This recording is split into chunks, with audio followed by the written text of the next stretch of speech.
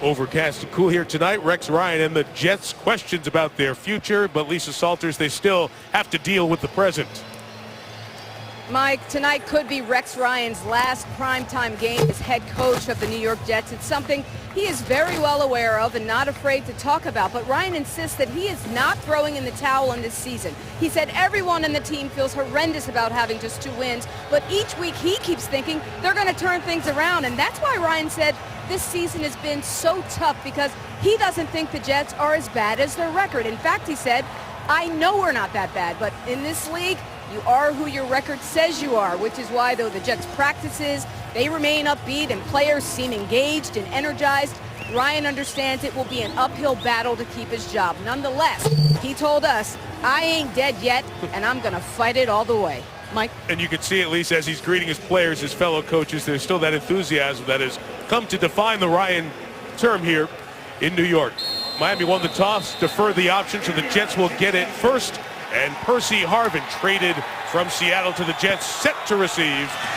The kickoff is a pooch to keep it away from Harvin as this game gets underway.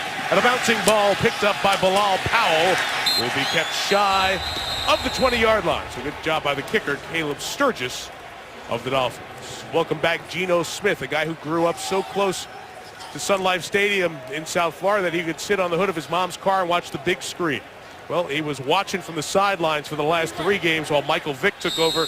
And now Geno is back as quarterback for the Jets. He needs some success early, Mike. His last time out was a disaster. Got to protect the football. Drive start for the -19. Their own 19. And it's a run for about 6 yards with Chris Ivory just past the 25-yard line. So Ivory will share the running load with Chris Johnson, protected by these men, Ferguson and Mangold, the left tackle and the center, those 2 veterans. Percy Harvin you'll hear from. On the opposite side, Jeremy Curley and Eric Decker, the receivers. Early on, the Jets have jumped into a no-huddle after a gain of 7, and we have a flag. This is a 12 in a huddle against the Jets on the second play of the game, Mike. They had 12 in a huddle, and it was pointed out clearly by the Dolphins sideline. You know, Miami has 12 as well, and Geno Smith in conversation over there. Miami snuck a player off there as the officials were having a conversation. Very funny, and now they're saying what's going on. We had this issue obviously at the end of the game in Tampa yesterday.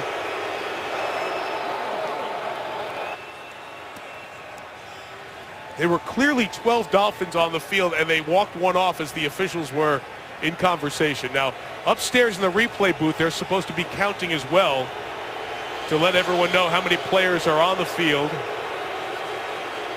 in case they go to replay. There's no foul on the play for 12 in the defense. The offense was substituting. It's second down. When the snap is imminent and you have 12 on the field, there's supposed to be a flag. The Jets were out there in this no huddle with Marty Morningwig, ready to go, and they wipe it off and will say nothing ever happened. Percy Harvin moves out of the backfield, and they'll hand it to Jeremy Curley. Big run, Curley. Escorted to the sideline at the 44. That's a first down for the Jets and a gain of 18. Marty Morningwig is going to pull out all the stops tonight. The offensive coordinator of the Jets. Watch Curley come on the end around. It's a Statue of Liberty, Mike.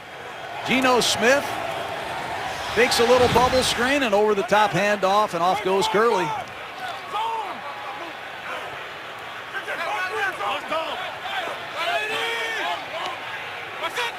Chris Johnson is now the back, and Smith will throw complete to Eric Decker. Just at midfield, first down gain of a half dozen thrown by Smith. I like what they're doing with Geno Smith. He's got to rely on the system, rely on his teammates. Do not press. He's playing for a job. There's a lot of pressure on him, but he's going to have to manage a lot of offense and try to keep this Dolphin defense off balance. Into Miami territory, stretching it with Ivory to the left. We get another first down. It's down to the Dolphin 43. Louis Delmas made the stop. Let's talk about Miami. There's a key player to look at in the back end. Cameron Wake, outstanding defensive end in the pass rush. Their linebackers together most of the year, Wheeler, BC, and Jenkins. Brent Grimes second in the NFL, 5 INTs. But on the other side, R.J. Stanford, he was not employed by the Dolphins on Monday. They signed him Tuesday, and here he is starting his first game this year that he's playing on Monday Night Football. First down from the 43, and Ivory turns his back as he gets hit by Koamisi and Rashad Jones. Dolphins are going to have to do what they just did there. They're going to have to use Jones and Delmas, these two safeties, to stop Chris Ivory, who's averaging nearly 5 yards a carry. Glad to see the Jets leaning on Ivory, who is a physical downhill back, and Miami struggled stopping a run last week. Percy Harvin lines up in the slot. Brent Grimes goes with him, and Smith throws this leg. Decker cannot hang on, and it's incomplete, and it is Stanford, that player signed just 6 days ago, helping out on coverage. Well, Decker needs to pick Geno Smith up. You got a struggling quarterback. Make a play for him. That ball's thrown well enough for Decker to catch it. Should have been a first down. And now on 3rd down and 9, look for defensive coordinator Kevin Coyle to come after Geno Smith and knock him out of field goal position.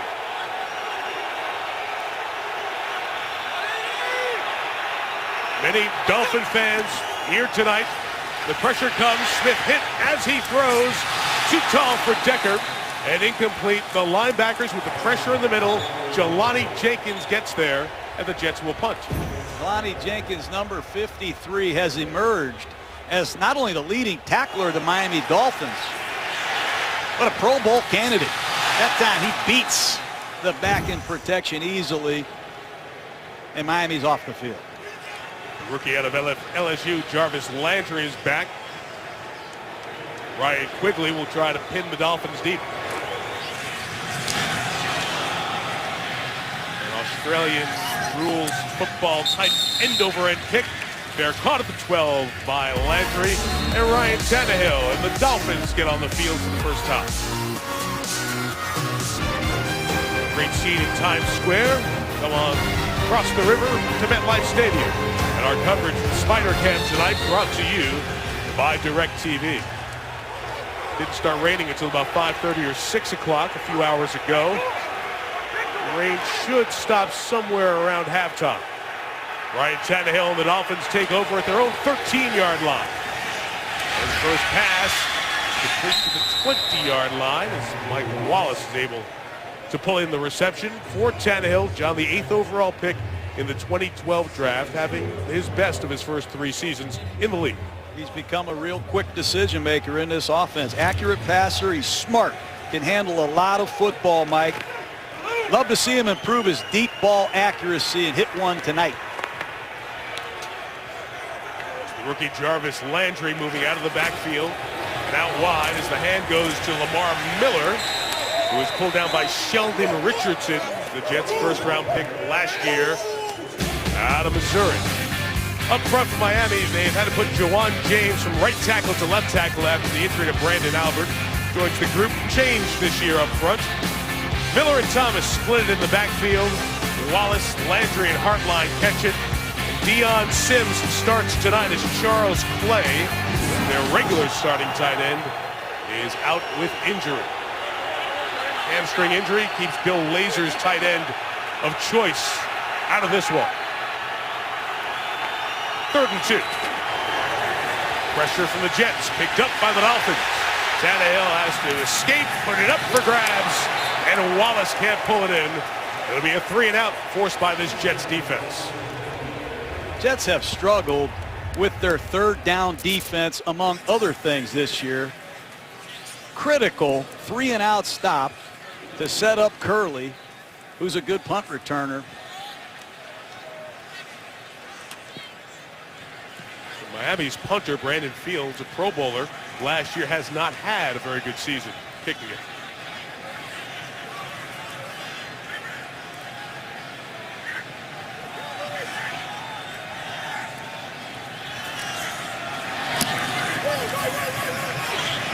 Line drive, 55 yards, backpedaling Curley at the 25.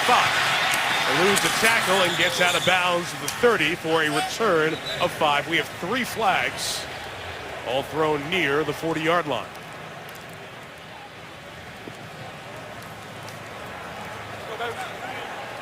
During the kick, holding by the return team, number 54.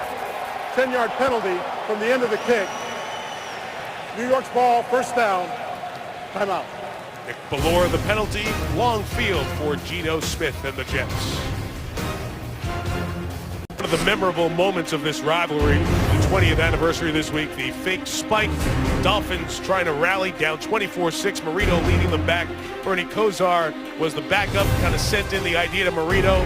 He yelled clock, clock, clock like he was going to spike it. Instead fires to Mark Ingram for a stunning touchdown. The Dolphins won that game, and there is Dan Marino, now a special advisor to the Dolphins owner Stephen Ross, and here on hand tonight watching this game.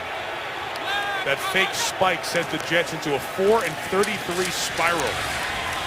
The run by Chris Johnson for about 3 yards. It's been a quiet season for Chris Johnson. We know of his success. Once a 2,000-yard rusher for Tennessee. He's only averaging 8 carries and 36 yards a game. Been very frustrating for him when you have 6 1,000-yard seasons in a row. And you come to New York, you expect to make an impact. He has not made his presence felt, but in credit to Chris Johnson, he's made no negative noise at all. On 2nd and 6, trying to get to the outside. He is stopped. Randy Starks, the 11-year veteran from Maryland. Randy Starks' plays are diminishing. They use him as a run defender, and you can see why. Number 94, top of your screen. On the backside of this counter play, rejects it. Starks is off the field, and now you see the specialty pass rushers for the Miami Dolphins. Highlighted by number 91, Cameron Wake. Rushing from the top of your screen on 3rd and 7. He's kept away, and the pass is complete for the first down to Bilal Powell in that 3rd down role for the Jets. Keeps this drive going. The Jets have struggled in pass protection. Take a look on the right side of your screen. Reno Giacomini against Cameron Wake, doing a nice job with help from Bilal Powell, and you love to see Geno Smith get to an alternate receiver. Good north-south finish by Bilal Powell. What's the term for that, what the running back just is? A chip. Chip. There's a difference. But it's effective with that rushing lineman in the ribs. Percy Harvin takes the handoff and runs to the 33-yard line, gain of a half dozen. This is Harvin's 5th game with the Jets after the trade from Seattle. Still trying to figure out what his role is here in New York. What is Percy Harvin? He's a running back in some formations. He's a wide receiver. Then he's a slot receiver. He's a punt returner. He's got 5 weeks as an audition with these Jets to prove he's worth that price tag he carries. Owes $10 million next year. Johnson into the secondary. Good dash by Chris Johnson. Using that speed as he breaks across the 30 and to the 21-yard line. That's the Chris Johnson the Jets thought they were getting. 46 yards worth there. And Miami gashed again with another long run. You're going to see the left guard, Abouche, pull on the point of attack. And Chris Johnson cuts this play back. How about that move against Louis Delmas? There's another one. 3 times he's played against the Miami Dolphins, and all 3 times Chris Johnson has ripped them for over 100 yards. He's on his way to another big night. We know one of the best home run hitters from the running back position in league history, an NFL record 6 rushing touchdowns over 80 yards. And it's a Greg Salas coming around. Salas has blockers inside the 10. Jets score first. Nobody in the state of Florida expected the Jets to run a reverse with Greg Salas. You get the running game going, Mike. You get the linebackers and the support that go that way. And here's Greg Salas fooling the backside defensive end. Deion Jordan. That was a walk-in touchdown. Beautiful block by DeBrickashaw Ferguson. And number 44, Zach Sudfeld. Well done. Salas, who had success as a rookie with St. Louis, been with the Jets the last couple of seasons. Extra point added by Nick Folk. And the Jets score halfway through the quarter. Geno Smith back in charge. Hands it to Salas, who gets his first NFL touchdown. 7-0, Gang Green. This offense has struggled. It's the first time in their last 15 drives that they started on their side of midfield in their own territory. They've been able to score a touchdown, and they do it with Salas on the run.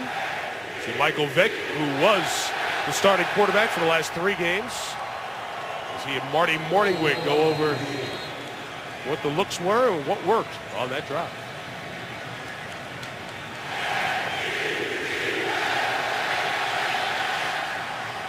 Nick Folk to kick it off. Jarvis Landry waiting deep, but it's taken by Damian Williams, who was up, and he gets hit as he crosses the 15 by Nick Ballore. There's Marty Morningwig, and the Dolphins were concerned about all these personnel groupings. Here's their base formation, 2 backs and a tight end. They did that one time, and then you keep watching these Jets. They come out with a pistol formation with 3 tailbacks in the game together, 1 tight end and 1 receiver. And then they move Percy Harvin in there as a running back with a tight end and 3 receivers. They run 2 reverses, one of them to Greg Salas. And the Jets are on the board first. Good aggressive openers by Marty Morningwig and the Jets. Miami working out of a touchdown deficit. Tannehill throws, and it's caught. Tight window. Brian Hartline able to grab it right around the first down mark in front of the rookie corner, Marcus Williams. Oh, Hartline, he had back-to-back 1,000-yard seasons. He's not seen the ball nearly as much this week. Good thing that ball was on time. Number 22, Marcus Williams. What a story he is. Undrafted free agent from nowhere. Has come in here and earned a starting right corner job at the Jets. 2 different faces on the field for the Jets here tonight. Tannehill, play action, look across the middle, and it's Wallace to midfield on the first down. Gain of about 23. Boy, Mike, I thought Calvin Pace had a sack. You're going to see Deion Sims, number 80, come across the formation and save the day, and Ryan Tannehill throws another strike. Tannehill, almost 70% completions, but Deion Sims filling in for the injured Charles Clay comes across the formation with a big block. And John, I saw at the top of that replay, Brian Hartline pulled up a bit lame, and the Dolphins receiver has limped over to the sideline. In Jets territory, the 48 is Lamar Miller with a strong run for 8 yards, but we have a penalty marker down, and it may have been a hold on Miami. Holding. 67 offense. 10-yard penalty. Replay first down. Darren College got one of those good Jets up front. They are missing their best player. Muhammad Wilkerson is out tonight with a toe injury, so Quentin Coples goes from linebacker to defensive end, and Jason Babin takes Coples' linebacker's spot along with the regular starters. And in the secondary, it's that rookie Marcus Williams I talked about, and Calvin Pryor, the first-round pick, is starting tonight for DeJuan Landry. The Jets out of the playoffs. Rex Ryan getting to look at some of his younger players to see what their future is here. The hold made it 1st and 20. And it is Jarvis Landry. One rookie brought down by another. Landry tackled by the safety Calvin Pryor. Landry leads the Dolphins in receiving. Uncommon for a rookie, but most of his patterns, Mike, are within 5 yards of the line of scrimmage. A lot of bubble screens, a lot of underneath quick passes in this Miami Dolphin offense. 2nd down and long.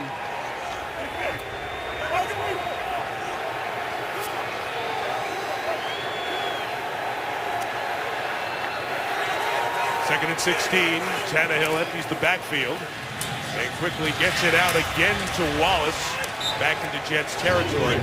John, I mentioned earlier that they are without Charles Clay, their tight end, and with Clay out of the lineup and Hartline getting hurt, and we'll watch if he comes back. It's interesting because watching the Denver game last week, they used a lot of 4 wide receiver sets when Clay was out of the lineup.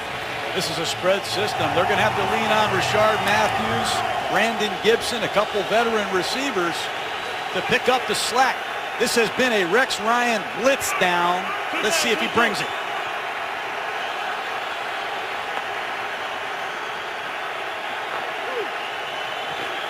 Third and 8, the Jets rush 4. Tannehill slant complete. The rookie Landry, first down. That's impressive. Shotgun, quick pass, slant route. Jarvis Landry has no fear, none. Tannehill been very accurate the last 8 weeks in this Dolphin offense, and offensive coordinator Bill Lazor has cut defenses up with that signature slant pattern. Hartline back in for Miami as Tannehill with that sharp start. Now he's going to keep it, Johnny, as this is part of his repertoire and slides right at the first down line. He's got so many options at his discretion. He can throw the built-in quick screen.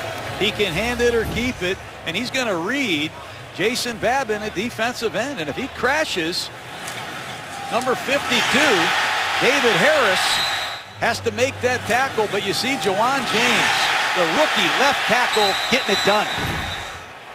That is what you talked about in the pregame setup here. Tannehill, you can blend a little bit of that read option offense with a bigger quarterback running it, as well as the West Coast principles of good sharp throwing.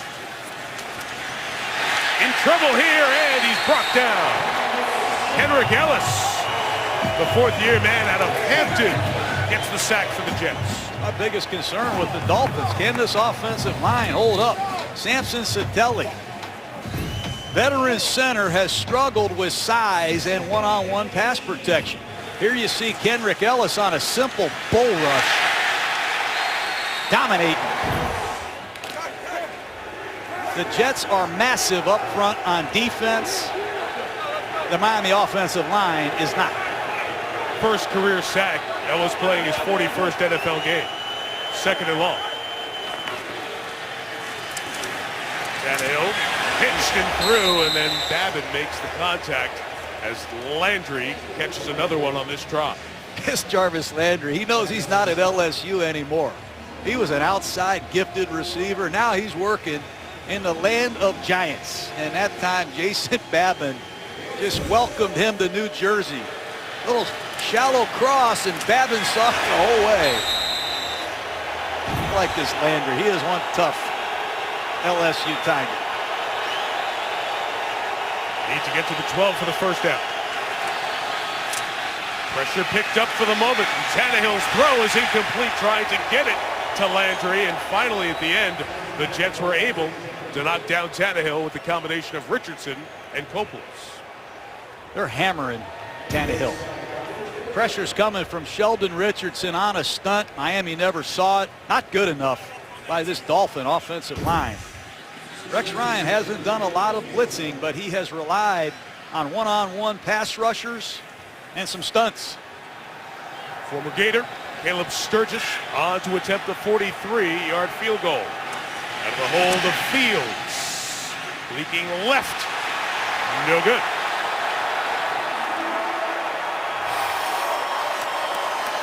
Miami moved down the field 57 yards.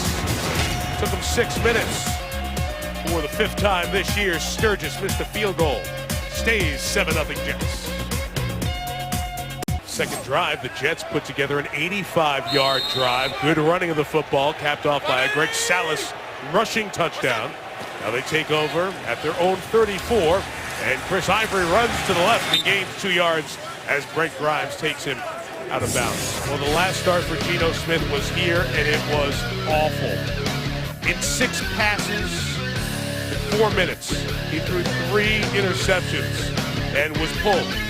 And Michael Vick took over, finished that game, and then started the next 3 until Vick struggled in the game played in Detroit against Buffalo last week, and the organization deciding to go back to Geno Smith, the second-year man. Chris Johnson to midfield, big run for about 14 yards and a first down. And John, the running game is going to help Geno Smith as he tries to get something back at the end of his second year. It's been tough on Geno. He sat down for 3 weeks. He learned a lot about resiliency. He knows this is a 5-week audition. He's got to lead the New York Jets through some adversity.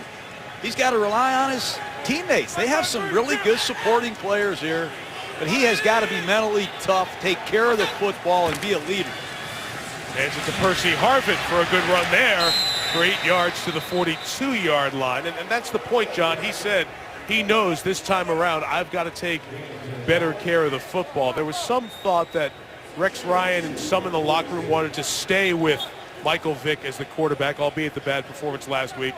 The Jets went to great pains to say that their feeling was it was everyone on board with the decision to go back to Gino. No matter how it came about, it's his opportunity to prove he can be the guy or he's not part of the equation next year. 2nd and 2, and Johnson stopped in the backfield. Koamisi coming through for a loss.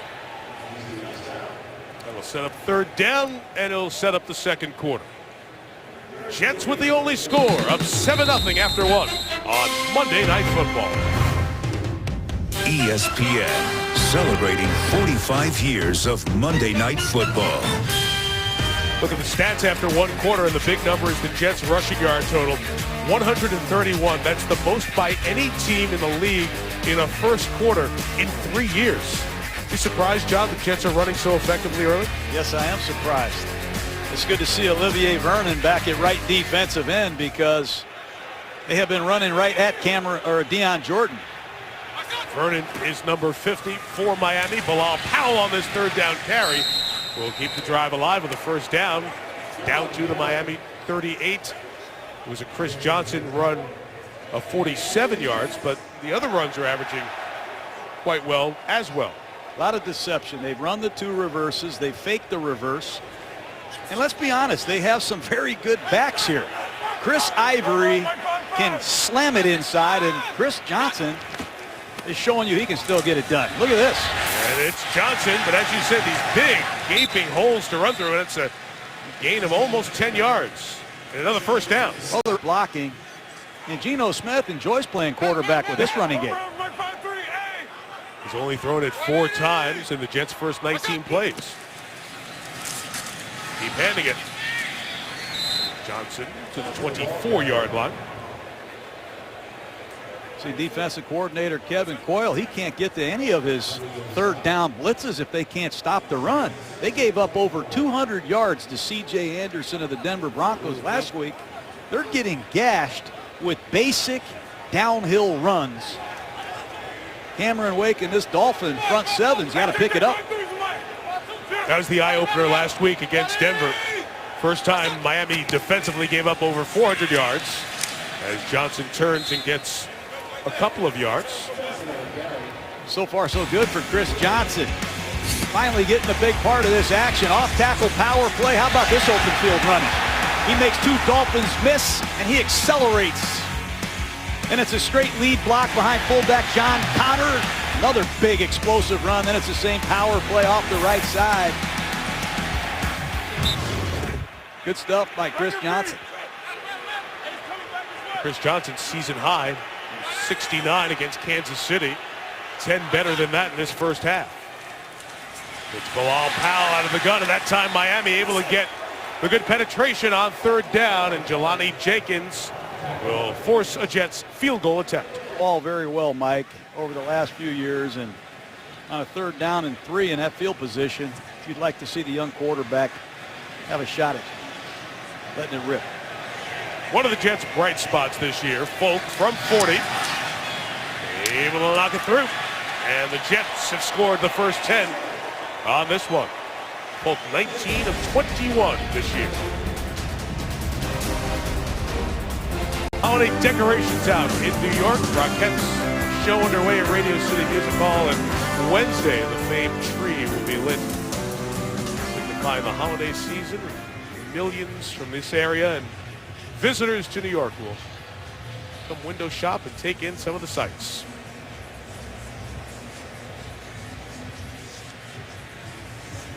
If this would have been the other way, John, Miami getting up 10 early on the Jets, it may have been tough. A 2-9 team might check out a bit earlier, but the early start by the underdog, and you mentioned the rivalry factor here, going to keep the Jets around for a while. Hasn't been real complicated. 12 straight runs by the Jets. Polk with the kick. Landry gets a running start from the 2. Trying to get to the edge. And the Jets backup tight end, Zach Sudfeld, was there, kept his lane, and took the return man out of bounds. Ryan Tannehill. Is he the best Dolphin quarterback since Marino? Trying to put up Marino-like numbers. Hudson River this week, Green Bay next week. The Packers, the Falcons, 2 division leaders, albeit Atlanta at 5-7. Packers off that great effort against New England yesterday. We will see you from Lambeau 1 week from tonight on Monday Night Football. Dolphins taking over, third drive, their own 23. Tannehill's pass is nearly intercepted. Darren Walls closed in fast. Darren Walls playing left corner, read it the whole way. Transition, you got to get out of your pedal and drive on the football. Walls should intercept that ball. These Jets have dropped more interceptions than any team I've ever seen. Quick snap to the run with Daniel Thomas. Will take it to the 27-yard line. Tannehill in a game the Dolphins needed in Week 17 to keep their playoff hopes alive. Completed half his passes, was intercepted 3 times. And not off to a great start tonight when you see Darren Walls put 2 hands on the football. Sometimes you have a hard time shaking off the ghosts of a Rex Ryan beatdown. His third down pass, Daniel Thomas has a job, but he's going to be shy of the first down. And Miami's going to go 3 and out for the second time here tonight. Well, Miami knows they're going to struggle running the football against these massive New York Jet defensive linemen.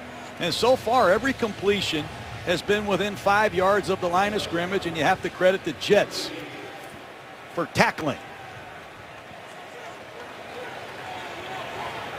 Good one from Fields last time.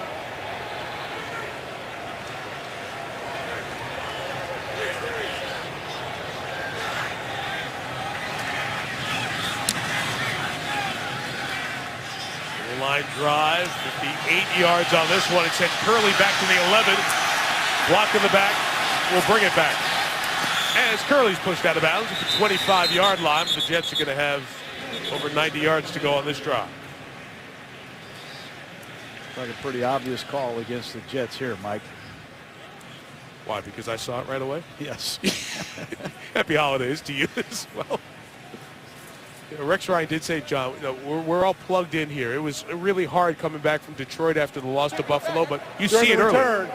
Illegal block in the back by the return team, number 15. Half the distance to the goal from the spot of the foul. New York's ball, first down. Timeout. 10.5 left in the half. 10-0 Jets. But I believe this is the year that we're going to win the Super Bowl. I'm not here to kiss the ring. You take a swipe at one of ours, we'll take a swipe at 2 of yours. Whatever you guys do, just don't panic. Hey, Rob, what do you think of your brother Rex? He's very handsome. It says here that New England's pretty good. Any questions? I'm the coach here for the next 5 weeks, and my team's going to get everything I got. Been a success early on, entertaining quotes, great back and forth with the media. He's quick-minded, sharp, very, very good defensive coach. His offenses have struggled over the last few years, but Rex Ryan brought that energy at their practice. You wouldn't know that they were a 2-9 team, and they've responded with that kind of effort here early on, especially in the run game. But now Geno Smith backed up at his own 6-yard line.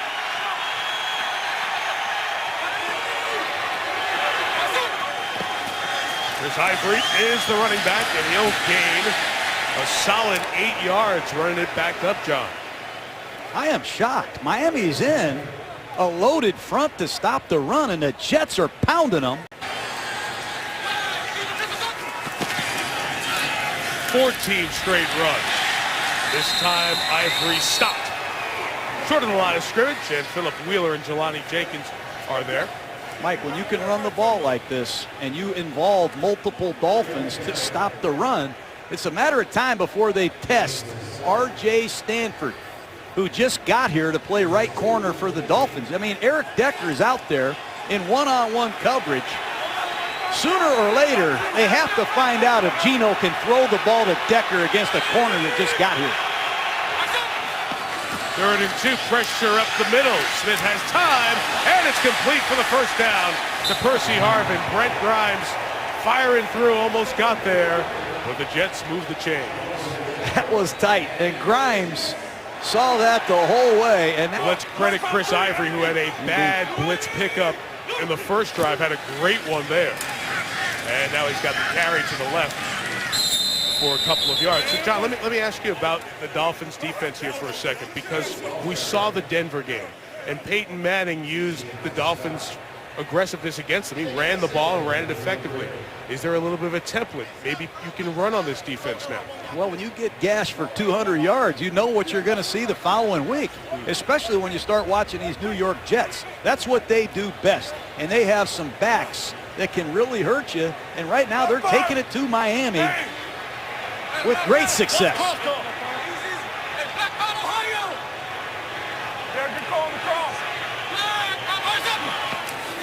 2nd and 7. Smith adjusted this play. It's a beautiful move by Ivory. Can he get the first down? A yard shy as Percy Harvin was over there trying to block on the edge. Nice run by Ivory. He makes Derek Shelby miss in the open field, but Ivory almost 5 yards a carry, Mike, and he averages at least 2 yards after contact on every run. And you are seeing a lot of different schemes. I've seen power schemes, toss plays, reverses, traps. I don't know how many running plays are in this Jet attack tonight, but I've seen a lot. Well, they've run it 22 times, thrown it 5. It's a little option pitch. Harvin on the edge, got the first down to the 32-yard line. Are you believing that on 3rd and 1? I mean, they are running plays that I guarantee you Miami has not seen ever. It's hard to prepare for Morningwig. He has a lot of personnel groupings at his disposal, and this is the first time I've seen the Jets in a long time rely on the running game, which Rex Ryan was known for early in his career as the coach of the Jets.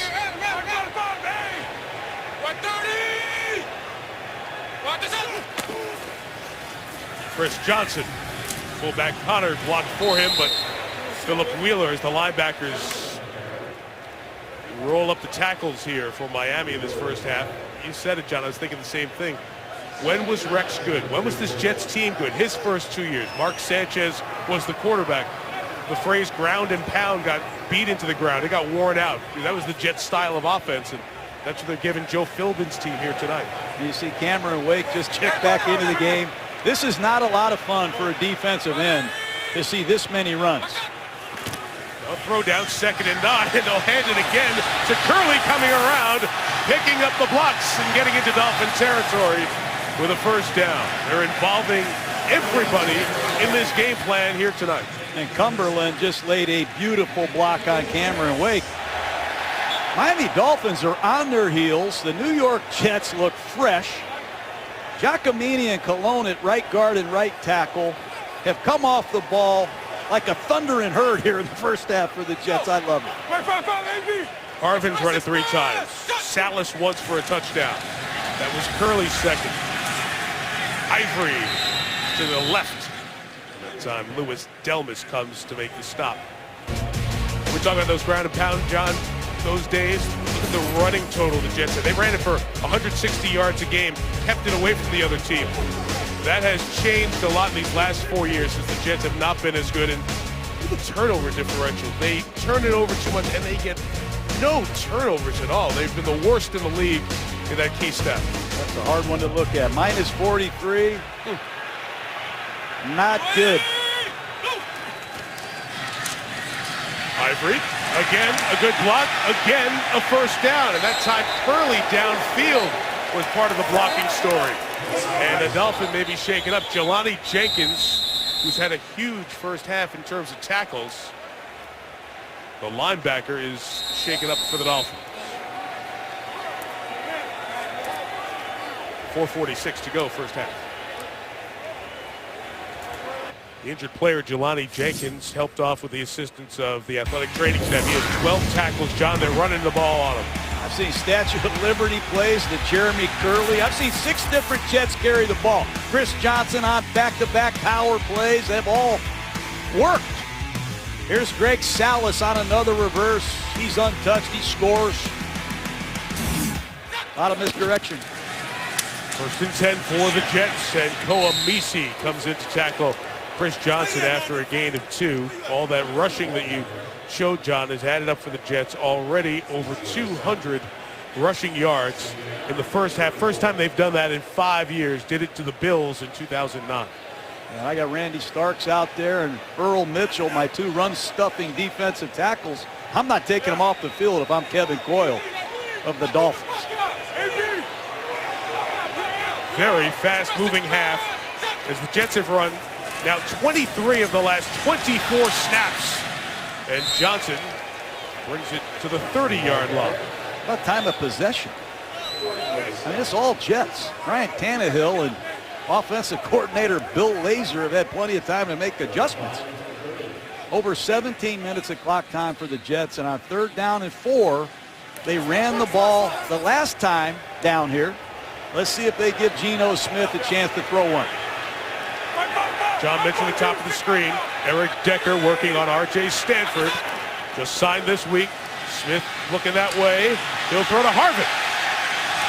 Overthrows him. He had a step on Brent Grimes as Decker and Harvin cross paths. Those are the throws you want to see Geno Smith make.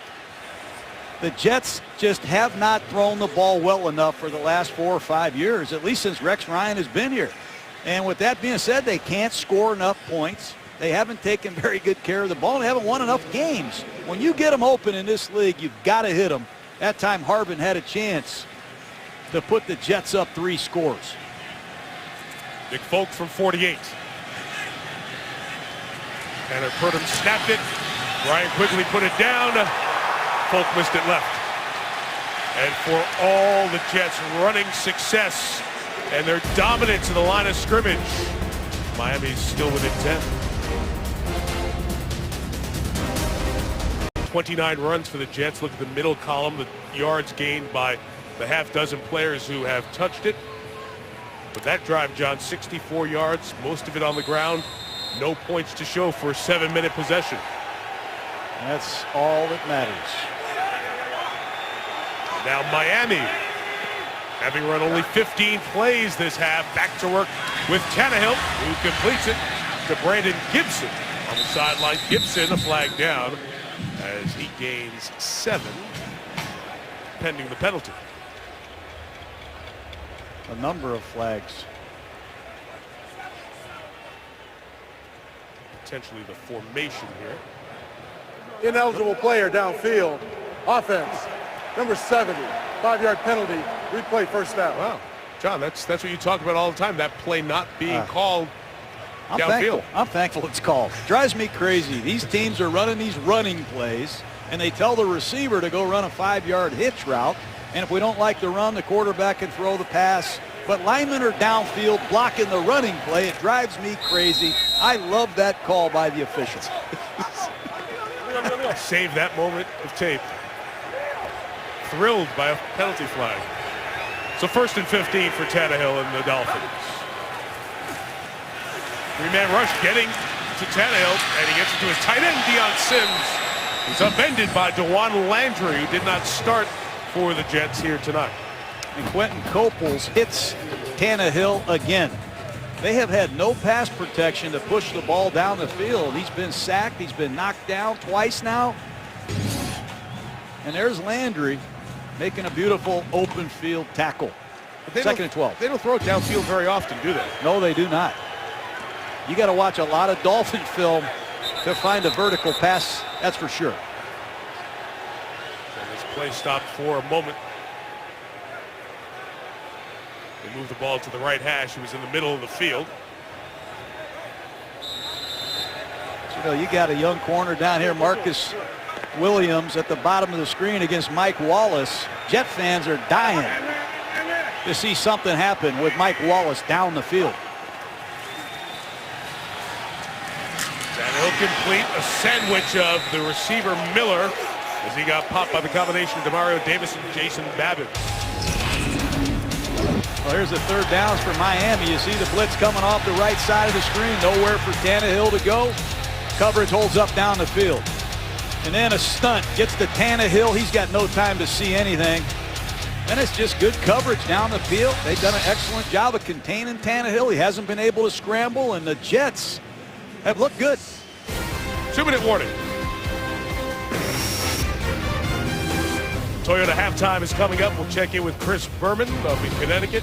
Mort and Adam will have the news around the National Football League. What's the next move for the Browns? Mike Pettin, their quarterback issue, and we'll visit with Kirk Herbstreit, talk about the college football playoff. You will hear the announcement of the 4 teams on Sunday, 12:45 Eastern Time here on ESPN. 3rd and 6.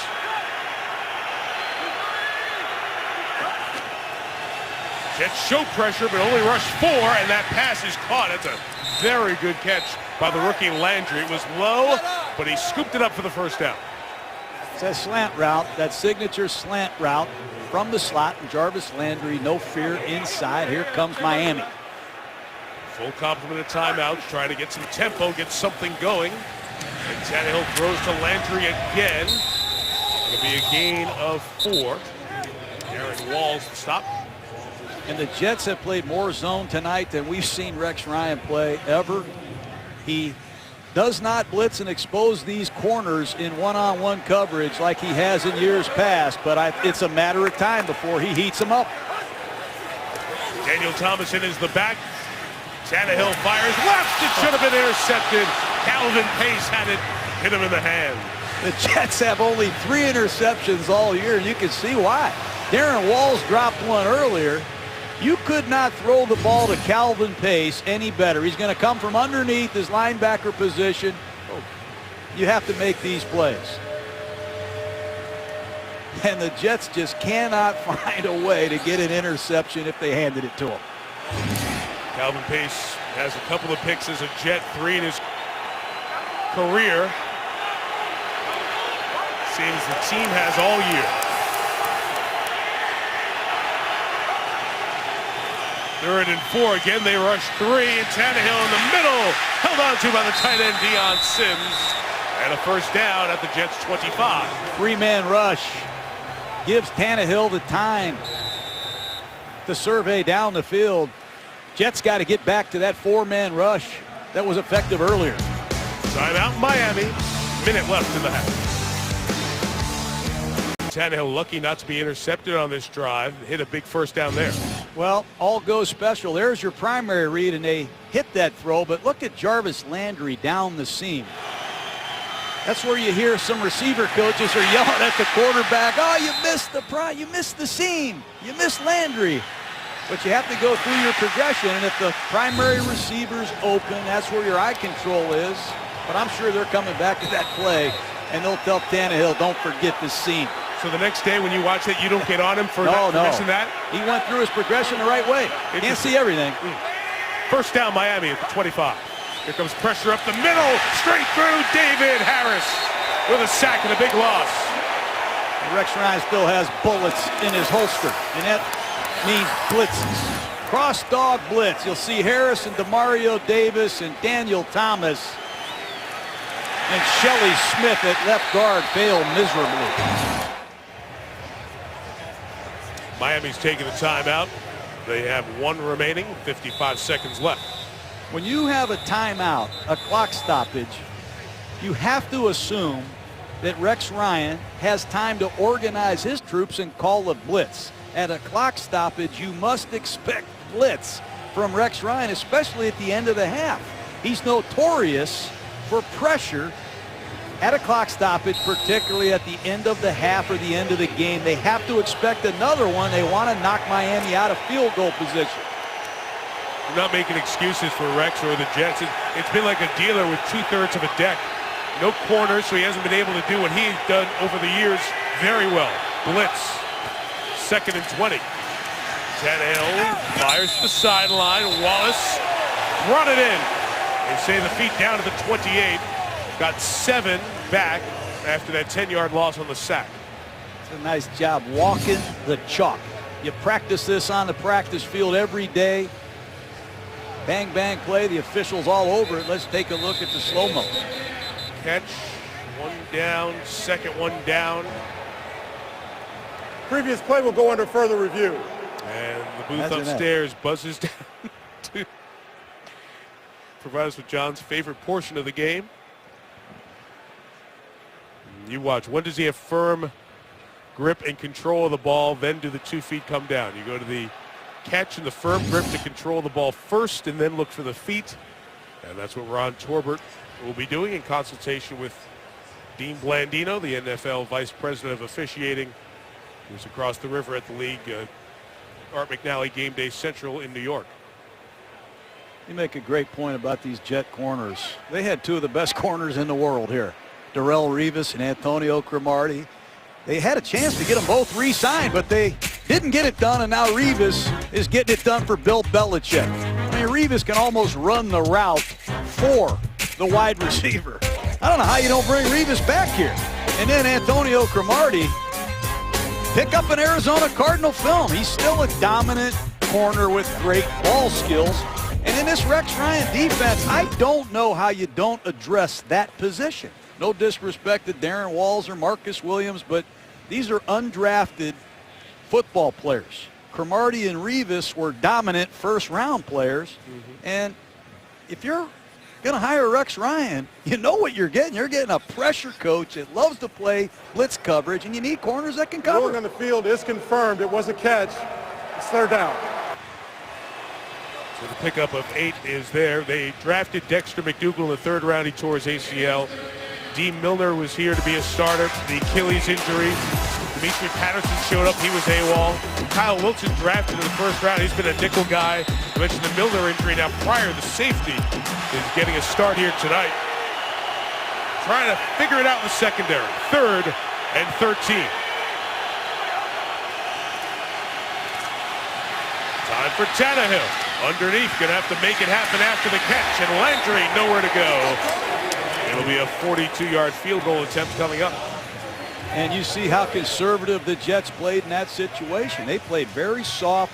They forced Tannehill to check the ball underneath, and they rally and make the tackle. Zone coverage. Big part of the Jets defense, given their situation in the secondary. And let's see Sturgis, who missed earlier. Rex Ryan chooses to keep all of his timeouts, not get the ball back with a half minute, and try to make something happen. And you saw Joe Philbin, the Dolphins head coach, talking to the official right by him. Wants to run that play clock down, drain the clock, and take a timeout with 4 seconds left. And this field goal will likely be the final play of the half. Interesting year for Joe Philbin last year. Of course, we had that bullying scandal involving Richie Incognito, Jonathan Martin. The whole offensive line was changed. Philbin has tried to change the culture of the locker room and the Miami team. And you talk to the Dolphin players, and they say, our coach is doing bed check. Did it in training camp, still does it now. But he's interacting with the players. He's a presence in the locker room. He's used the crisis to help reinvent himself, and it's really made a positive connection with this team this year. He's a good coach, and he's a great person. And I know last year's last year, and that scandal thing that came up was well documented. But if you don't like Joe Philbin, you just don't like people. He's an outstanding person, a great teacher, and he's assembled an excellent staff. Let's see if they can get back in this game. Well, Rex is going to call one of his timeouts here to make Sturgis think about a 43-yarder. He missed a 43-yarder earlier on. Jets trying to pitch the first half shutout. Haven't done that in 3 years to the month.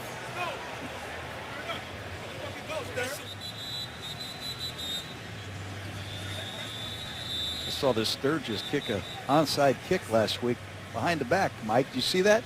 Yes, I did. Yes, I did, John. You enjoyed that. That was a Rabona-type soccer kick. I knew you'd tell me because you did the World Cup over there. I've never seen that kind of an onside kick. You plant your left leg, you wrap your right foot around your left calf, try to kick it, and trying to find a way to surprise the Broncos last week. He didn't hit it cleanly, as cleanly as a good striker might. From 43 to get the Dolphins on the board. Money. So Miami scores at the end of the half and will get the ball to start the third quarter. Jets 10, Dolphins 3. Chris Berman standing by now with the Toyota halftime. Chris 2.0, his second opportunity as the Jets starter. Geno Smith leading the team, a run-based first half, but they're up 10-3 as Rex Ryan and the Jets, many folks say he's done as the Jets coach. Still 5 games to play, and for Miami, dreams to perhaps ruin with the Jets rival. We'll see what happens here in the second half. Dolphins get the ball first, and John Arzale's extraordinary moments go back to the moments when the Jets dominated running the ball in the first 30 minutes. They ran the ball well, and they ran it a lot of different ways, Mike.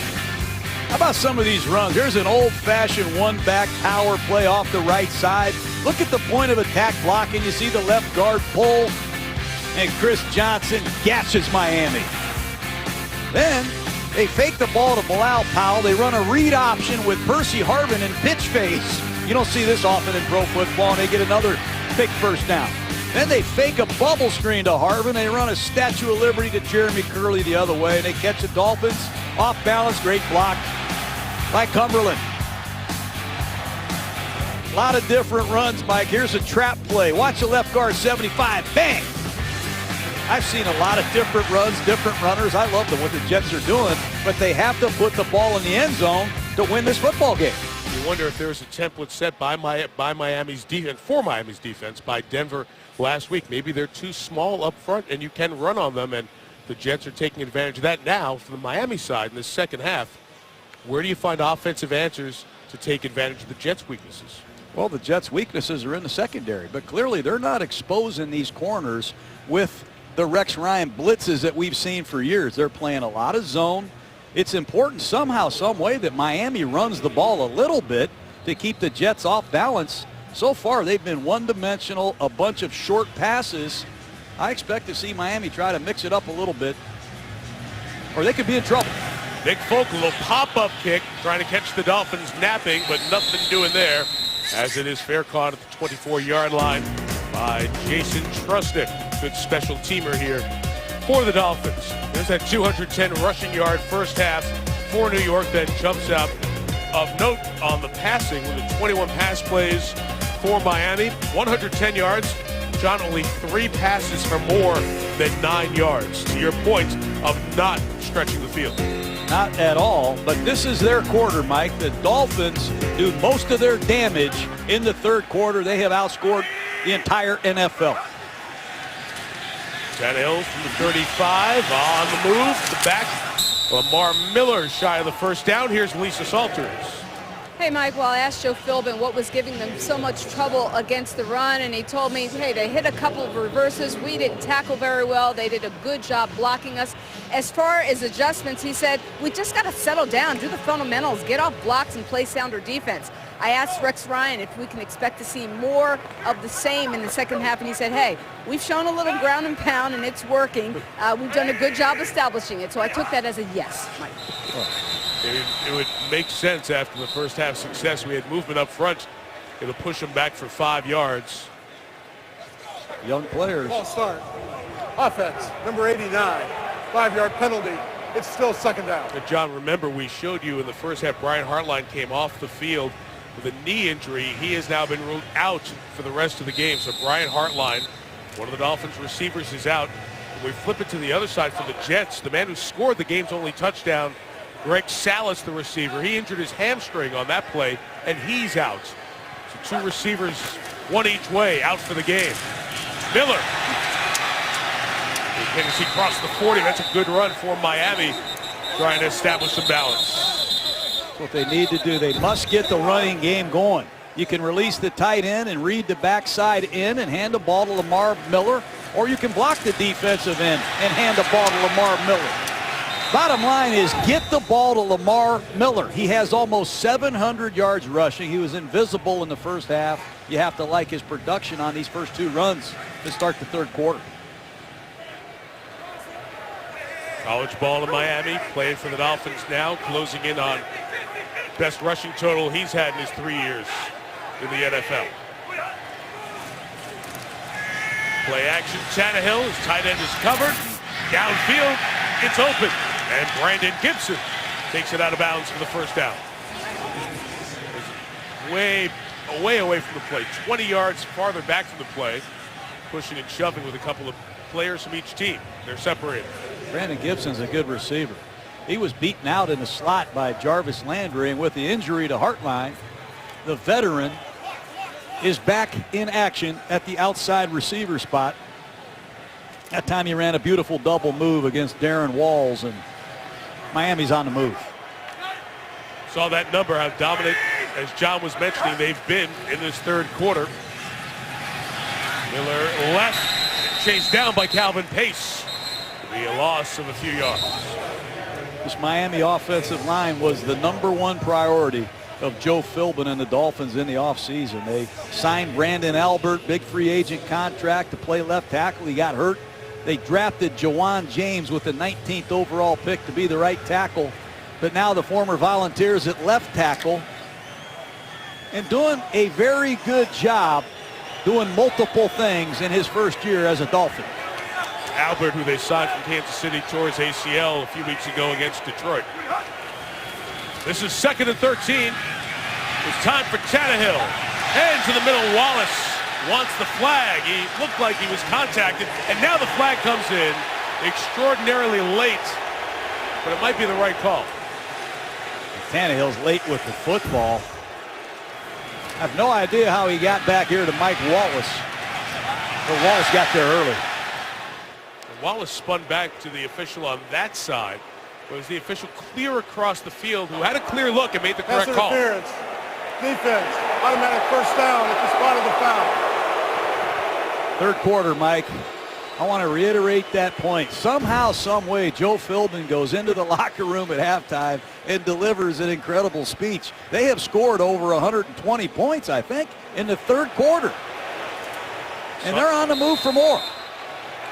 Saw the number a moment ago. If they can maintain it, it'd be the rare team in the history of the league. Go back to the terrific Rams of 1950 to average that much in the third quarter. A little smoke screen, the football folks call it. You throw it out to Mike Wallace, and it gains only 2 yards. A lot of that pro football nowadays. It's a running play. You love it, don't you? I do not. I do not like it, but the statistical world of football loves it. Completion percentages are soaring, and I'm sure Dan Marino is sitting in the press box wondering how many yards he could have thrown for in this modern day of pro football. And Dan did not throw many of those. No, he did not. In his time. Yeah. This is not a vertical passing attack. The Dolphins of 2014. Here comes left, Demario Davis, like that third-year linebacker out of Arkansas State who made the tackle. To that point, John, of all the quarterbacks who qualify in the league, where you consider a deep ball thrown 21 yards downfield, 20 or more yards, Tannehill is the 4th worst completion percentage in the league coming into this week. The 2 worst are the Jets. So this is not a night to see the deep ball. Probably not. No. If you dig the long ball, not here, not now. 3rd and 6. Pressure coming. Tannehill fires and dropped. Mike Wallace just a half step away from getting there with Jaquan Jarrett, the safety, in coverage. Well, Rex Ryan brought the house, and he plays one-on-one coverage with no help. Watch Jarrett, number 37, a safety, one-on-one with Mike Wallace to the corner. I'd like to see Wallace catch that football. Somehow, some way, I'd like to see the former Steeler go get it. Where's Odell Beckham Jr. when you need him? A make from 43, a miss from 43. Sturgis from 44. And the Jets lead is 4. Miami back-to-back possessions surrounding the half. 2 field goals, almost the touchdown there. ESPN's Monday Night Football brought to you by LiftMaster. No other garage door opener opens your world like LiftMaster. ESPNFanshop.com, powered by Dick's Sporting Goods. Dawn of the Planet of the Apes on Blu-ray and digital HD tomorrow. And Navy Federal serving the armed forces and their families. The most famous of all Jets, Joe Namath and the others, welcoming Wayne Corbett and posthumously former owner Leon Hess into the Jets Ring of Honor. Undrafted from Hofstra on Long Island, Wayne Corbett, 2nd in Jets history, 580 receptions. He and Mr. Hess now make it 15 inducted into the Jets Ring of Honor, and you saw some of them, Maynard, Curtis Martin on the field for the ceremony here tonight. Squib kick goes out of bounds, and the Jets will get the ball at the 40. Mistake by Sturgis. A lot of respect for Percy Harvin. You do not want to kick the ball deep. Kickoff out of bounds by the kicking team. The ball will be placed at the 40-yard line. First down. Timeout. So good field position for the Jets, who had a good rushing game, including Chris Johnson having his best night in his first year in New York.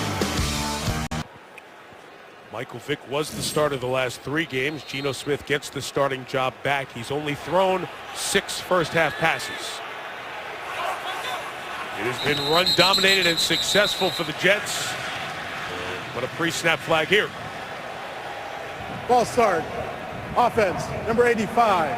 5-yard penalty. It's still first down.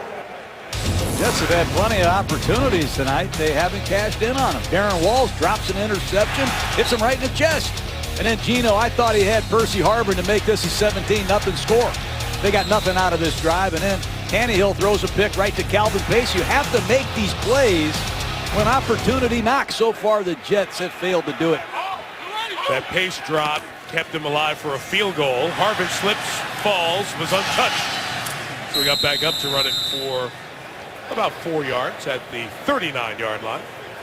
That's the college jet sweep that you see every Saturday. At some point, Geno Smith is going to have to prove to this organization that he can throw the football to win and be the future quarterback of the Jets. R.J. Stanford, a player who just got here, hasn't even had pads on for 3 months, is up here covering Eric Decker.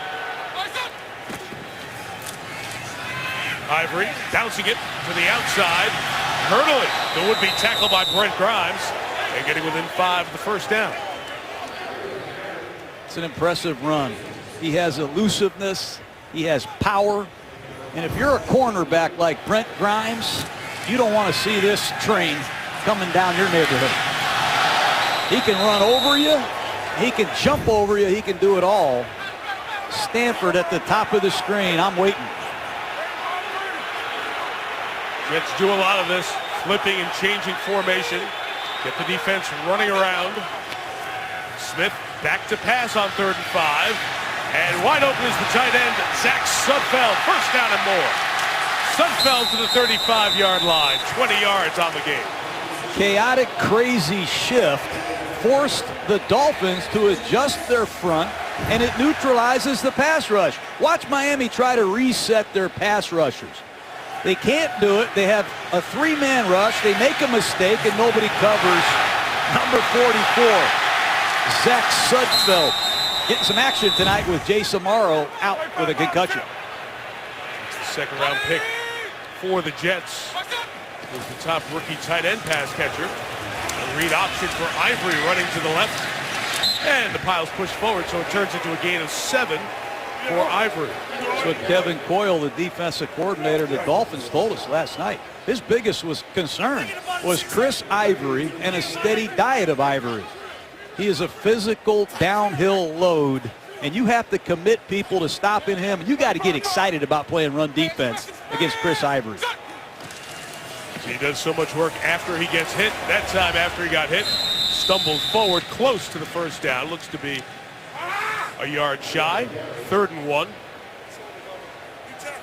This is not going a long way in the Jets' long-term planning, trying to figure out what do we have in Geno Smith. Let's get him back as a passer. But it is so effective right now off the last week against Denver. Jets have run it 32 times for 228 yards here tonight. Win is the #1 criteria you're looking for. They're going to run this to the right side, Mike.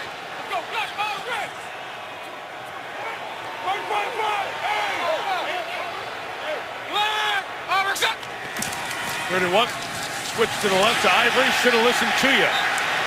Loss of the yard. It'll be 4th down. Let's see what Rex does. Dolphins come out of the pile with the ball, and they continue to run, and now a whistle is blown. Rashad Jones, the safety, came out of it, had the ball. Didn't hear a whistle. He did the right thing, kept going. He ran right into the overload. I'm surprised he ran left. They don't have Rashad Jones accounted for, Mike. Surprised that they would run the ball into an unblocked safety. Let's see if that ball looks like it's loose and it's out. Moving for sure there on the side, and then Jones emerged from the pile with it. See if Miami's going to challenge. They want to challenge, and they do.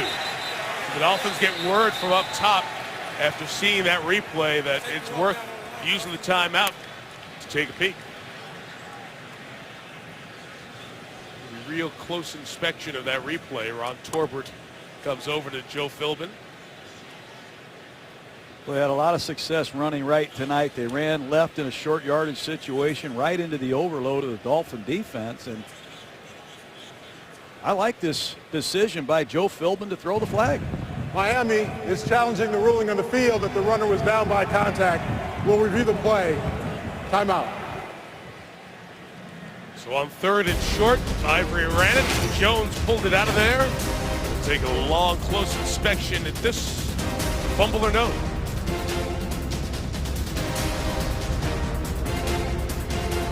Ruling on the field, which is the important thing to remember, down by contact.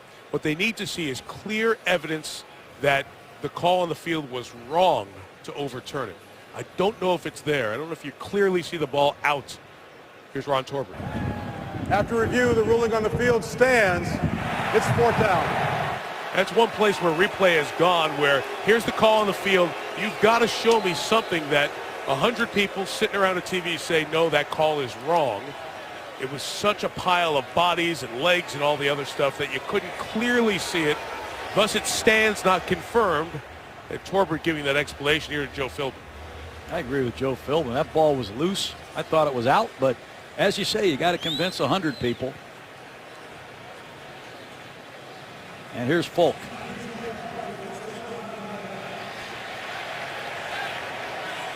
John, that's one of the reasons that the challenge percentage this year, the overturns have gone from like around 52% or so down to under 40, because it really has to be concrete evidence to make a flip of what was called on the field. That's the centralization factor, having New York look in on it. Nick Folk from 45. Made from 40, missed from 48. Off the crossbar and good. Woo! Folk didn't get all of that one, but just enough. A little bit of a breeze, cool night. Ball doesn't travel as far. This one travels just far enough. Nick Folk just barely making that. The rush was on, and John, this should have been a running into, not roughing, but running into the kicker penalty. No question. I think that gives the Jets an automatic first down. I don't know for the life of me how that isn't running into the kicker when Grimes runs into the kicker. It is certainly amplified by Folk on the pirouette there, but if you do run into that leg when the guy's out there and has kicked the ball, that's why there's the difference of 5 and 15 running into and roughing. And it was 4th and 2 on the play. That plant leg is usually what you look at for running into for the 15-yarder. But the kicking leg out there could have got him 5, and perhaps Miami caught a bit of a break. But Folk just had enough to make it, and the Jets lead is 7 halfway through the 3rd. Here's an on-the-run Jarvis Landry return. Just out to the 22-yard line. Well, Miami's close. Can they close the close ones? Aaron Rodgers gave him a fake spike to the game-winning touchdown. Week 10, Stafford, Theo Riddick, Lions win. Last week, double-digit lead against Denver. Peyton leads it to 2 scores. Tannehill throws an interception. Broncos close it out. Hang on to win by 3. Last 3 losses by a total of 10. Joe Philbin told us he went home Thanksgiving after practice. He was mad. He said, you know what, we are so close to being 8-0 in this last 8-game run.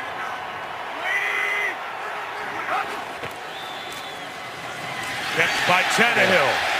Awaiting is the massive T.J. Barnes. Bill Lazor, the offensive coordinator, told us that Tannehill loves to keep it on these zone reads. And Lazor said, I don't want you keeping it. Give it whenever you can. This time he's reading the defensive end, and he chooses to keep it. And number 99, T.J. Barnes, smashes Tannehill.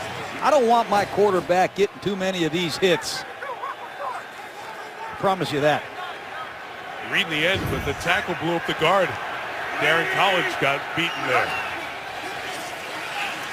Second and 11. Tannehill across the middle. It's nowhere to go for Jarvis Landry, who gets hit hard. John, all those close calls are the reason that Miami's right on the edge of this close wild card chase. And again, the importance, there are 5 teams ahead of you. It's like the TSA line at O'Hare. A whole bunch of people waiting in line. You don't want to get behind them. You want to be right there with them. Massive quarter and a half here for the Dolphins. Dolphin fans have been waiting too long, Mike. 5 consecutive seasons without a winning season. They want to return to the Don Shula glory days. They need to win on the road in December and get the party started. Comes 3rd and 7. Jets bringing pressure. Blocked up nicely, and Tannehill's throw is too tall. Incomplete. Intended again for Landry. Muddy coverages. And I mean, you don't know what the coverage is sometimes. It's man-to-man on certain sides of the field. On other sides, they zone it off. But here's a blitz coming from the Jets, and they play a zone coverage. They fool you repeatedly. That's why Rex Ryan, you must give him credit. Since he's been in New York, they stop the forward pass better than any team in the league. Curley awaits. Fields kicks. 54 on the kick from the 21. Curley returns it 9 yards, and the Jets will take over right around their 30. Special teams play for the 2nd time this quarter by Jason Trustler. For watching Jets Dolphins for the 98th time, let's go back to 1969. Bob Greasy and Joe Namath, a couple of Hall of Famers head-to-head. Touchdown passes galore. 4 for Greasy, 3 for Namath, including that one to Don Maynard. Block kick helped factor in Jim Turner straight on at Shea Stadium. The field goal, the Jets beat the Dolphins. 7 touchdowns combined in the passing game for Greasy and Namath. What a game. Saw Namath on the field earlier. Joe's named the Ring of Honor. And there's Grease, our former colleague at ABC. Bob doing a terrific job with the Dolphins radio. Always great to visit with him as well. Marino in the stadium tonight. Some Hall of Fame quarterbacks in the building. And it's Geno Smith against Ryan Tannehill. Young quarterbacks on the field. Harvin cannot turn the corner. Olivier Vernon showing very good speed off the end. Olivier Vernon says, I have seen that act before. It's the 3rd reverse we've seen tonight. That time Vernon stayed at home and forced Harvin out of bounds. Unheralded player out of the Miami Hurricane factory has come to the Dolphins and played outstanding football against the run and the pass. 2nd and 9. Chris Johnson, good dance to the left to find space. There was not much there.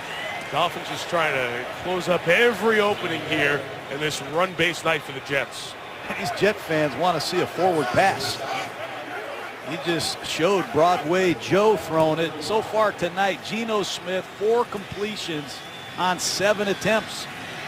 Look at that play selection. I have not seen that unless I've been at a game with a monsoon. With Georgia Tech playing. Or the service academies. Bilal Powell's the back. It's 3rd and 5. Smith whips it out. Harvin can't get there. It's incomplete. Cameron Wake in Geno Smith's face. Tried to fool Brent Grimes, and they created a one-on-one for Harvin, but once again, it's just out of reach.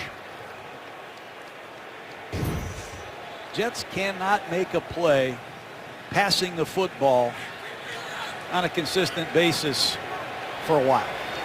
Every Jet drive had gone into Miami territory before that one. Pressure on, and they get a piece of the Quigley kick.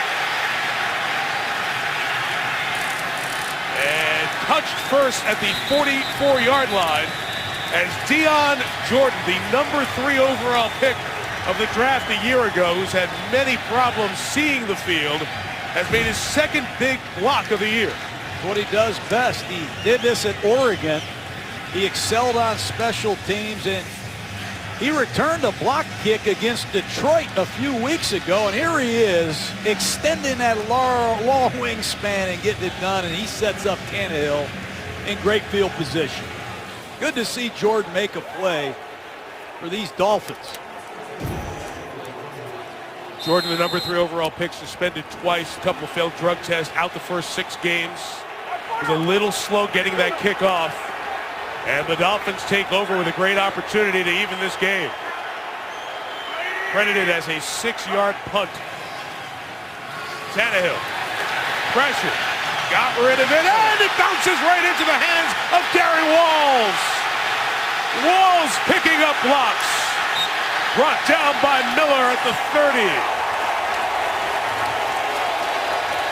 Under duress. A poor throw to the outside. Miller can't handle it. And finally, the Jets cash in. Let's see if it stands. Yeah, let's see if it hits the ground here. That is off the hand, not close to the ground. And into the arms of Walls. Former practice squatter with the Jets will be credited with an interception. When you have a turnover or a negative play in special teams, you rely on your sudden change defense to deliver. What a huge play by Walls and the Jets. Second interception of the career for Walls. It's the 8th takeaway for the Jets this year, and they run it. Koamisi in there trying to pull the ball away from Chris Johnson. Gain him just a couple of yards, John. And Tannehill has got to find a way to pick the Dolphins up. He's on the road. They've had some turnover problems late in games. One last week against Denver. He's got to get himself together, shake this off, and he's got to find a way to rally this Dolphin offense. Somebody needs to pick this football team up, and it has to be the quarterback.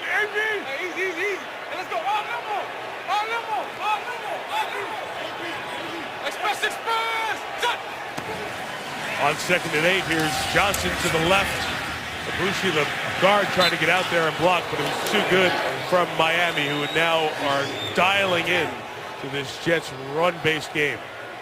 There's nowhere to go. The Jets are loading up. You see a single safety. They bring another one into the box, and they have the Jets outnumbered. They do a nice job forcing it back to the inside, and Olivier Vernon is getting it done. 3rd down and long. The Dolphins haven't had a chance to unleash a blitz. Let's see if they bring it. The 30. Geno Smith is hit and sacked. Cameron Wake for the loss of 9. That's what you want to see Cameron Wake do. The ex-Canadian star runs right over the right side of the Jet offensive line. Watch Cumberland. In pass protection, he has no chance with help from Bilal Powell. That is a punishing impact play for the Dolphin defense.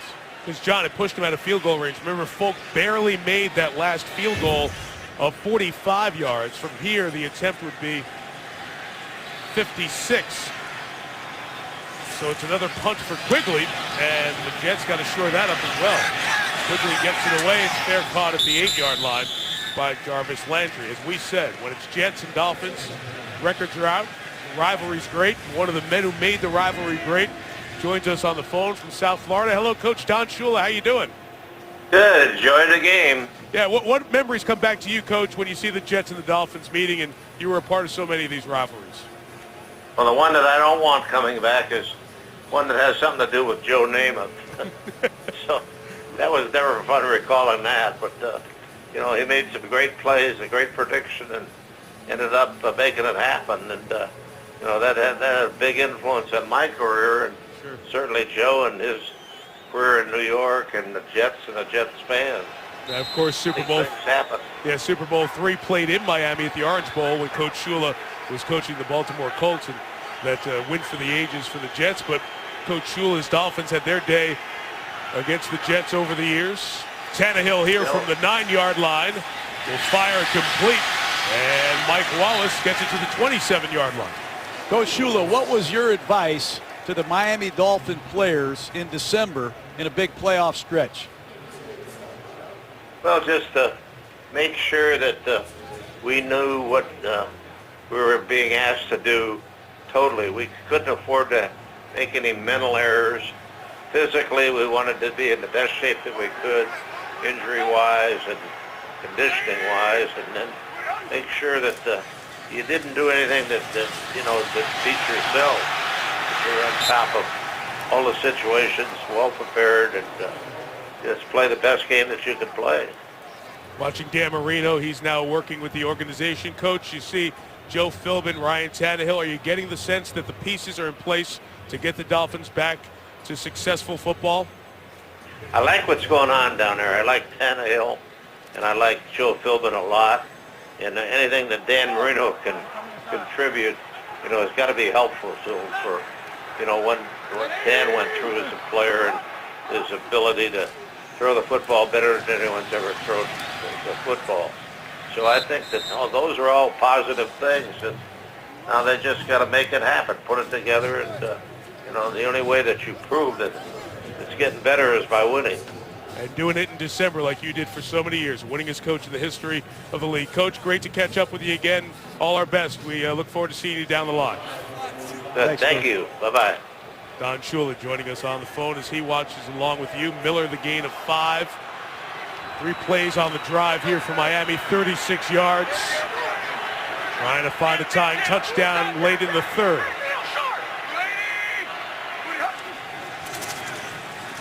Tannehill throws. It's Gator Hoskins, the rookie out of Marshall, immediately tackled by DeJuan Landry as the third quarter comes to a close. After 3, Jets 13, Dolphins 6. ESPN celebrating 45 years of Monday Night Football. Dolphins trail 13-6. Can they turn it around? It is over a decade. They've only won once in the last 49 road games when they trail at any point in the fourth quarter. Oh, that's painful, Mike. That has got to stop, and it's got to stop tonight if you're Joe Philbin and Ryan Tannehill. The lone win last year in Pittsburgh, a fourth quarter rally. On the road, can they do it at the Jets? 3rd and 5. Tannehill is blitzed. Gets out of the pocket, puts it up to Wallace. Can't get there. Ball thrown out of bounds and incomplete. The Jets pressured, forced it out. I don't know if Ryan's throwing that ball away or he's trying to hit Wallace, who's clearly behind coverage. But once again, a spontaneous blitz. They drop Sheldon Richardson, one of their best pass rushers, and here's Curley again. Here's Fields again. He's had an excellent night kicking. We mentioned it's been not the best of seasons. Curley stands at his own 10.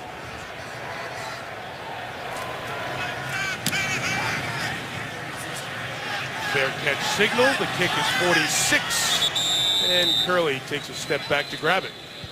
Jets take over at the 9. Quarterbacks of the Jets, where they've been since 2009. Sanchez is in Philly. Clemens is backing up. Tim Tebow and Greg McElroy, I saw them on the SEC network this weekend. They only played here a couple of years ago. Right now it's Geno Smith with Michael Vick replacing Smith for 3 games, and now Smith back in for a second stint. The point is, for Jets fans under their Christmas tree, will they find the quarterback of the future? They had a guy here who is now having success in Mark Sanchez. You better not bring that name up too loud. He's having a lot of success on the #1 ranked offense in football, I think, Mike. It's got to be killing Rex Ryan, the success that Sanchez is having right down the street.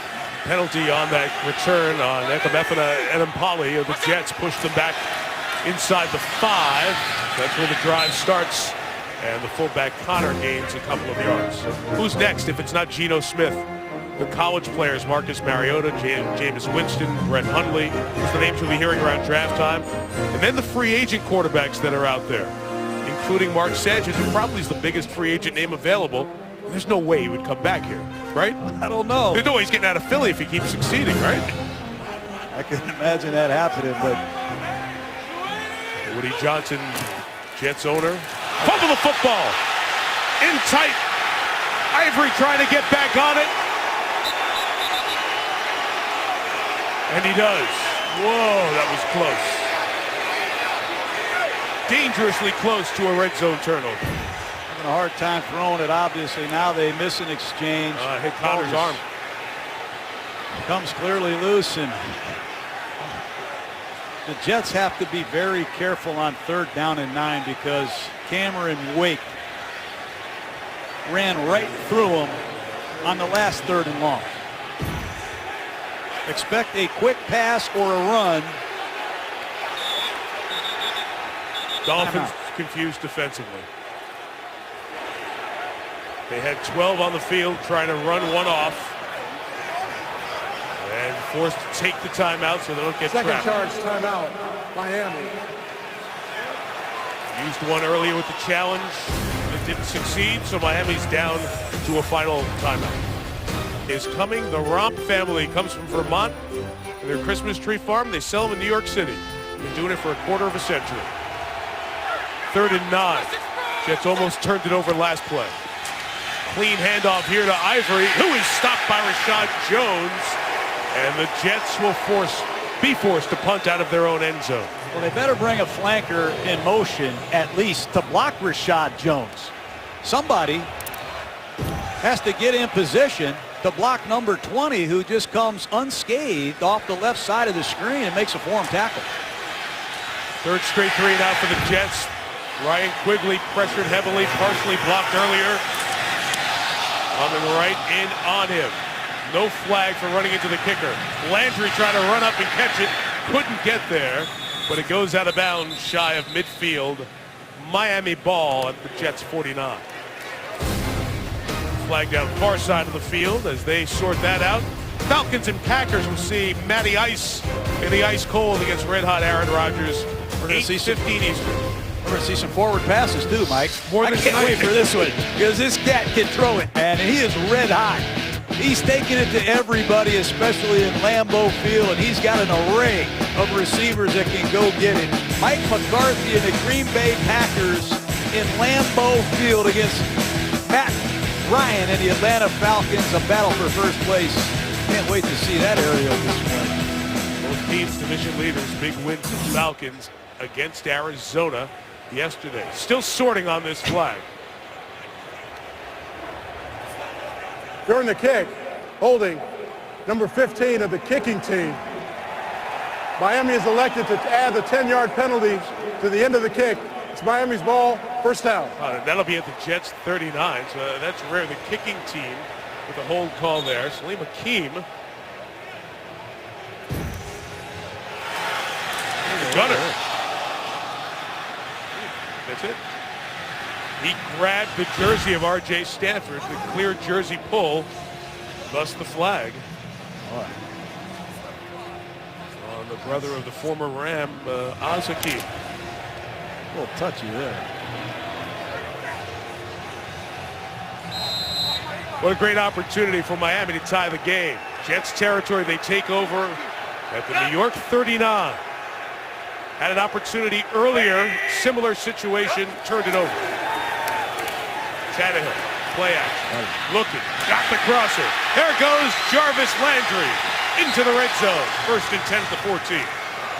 I call that a beautiful route by Jarvis Landry. They ran the same action earlier, and he ran a deep cross. That time he put his foot in the ground and went back to the corner, completely fooled the Jet defense. Watch him sell the cross. He comes back to the corner. No one's home. Leading receiver of the Dolphins, just a rookie, continues to make plays when needed. Ties the longest of the night. Mike Wallace had a 25-yard reception earlier. At the 14. Keeper for Tannehill. 5 to the 9. Demario Davis, the tackle. He is a nuisance.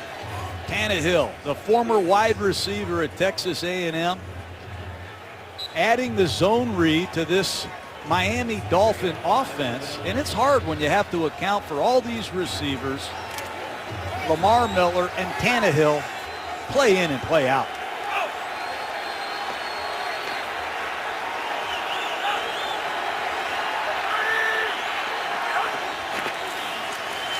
It will be Miller cutting back to the right, hard hit at Just about the 7-yard line. 3rd and 3 ahead. We watch these Jets practice, Mike, and Kenrick Ellis,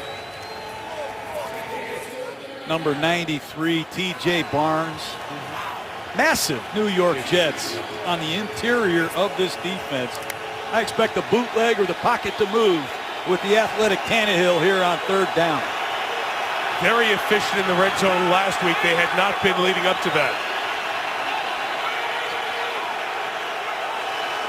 3rd and 2, they go for the run, slam it up in the middle, and Miller gives them 1st and goal at the 4.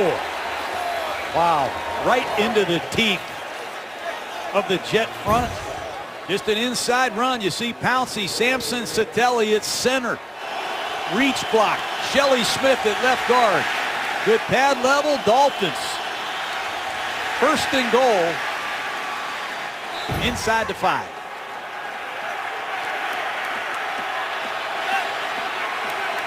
Damian Williams, the rookie out of Oklahoma, is next to Tannehill. Rolls it to the right. Throwing for the touchdown. Covered well, Brandon Gibson in the end zone. 2nd down. Tannehill should hit that.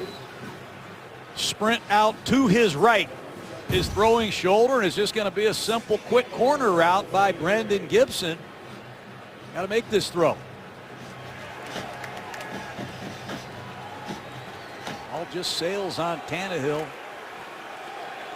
He's got to make plays like that at crunch time.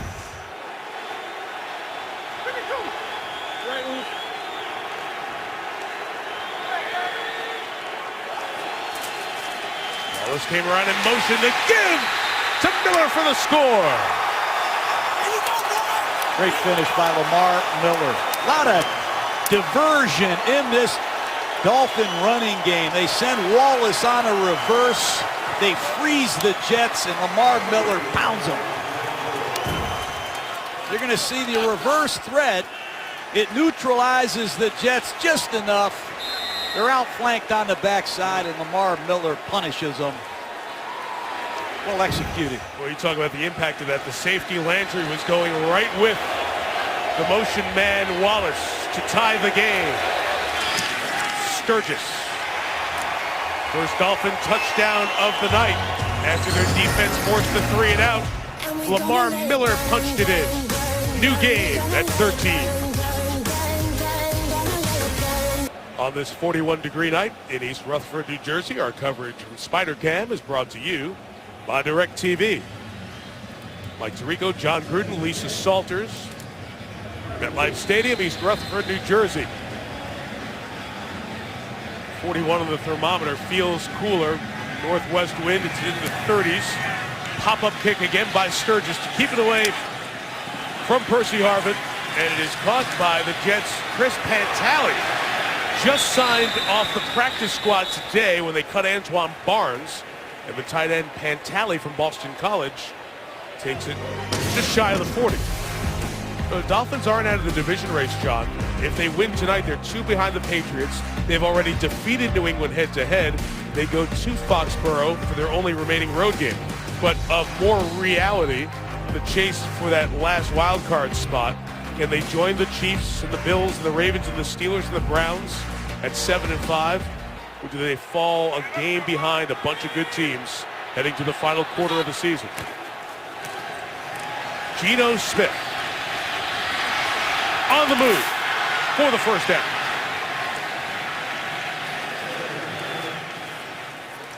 Cameron Wake might be shaken up. Cumberland on a peel-back block. Cut Cameron Wake down on this bootleg play. I hope he's all right.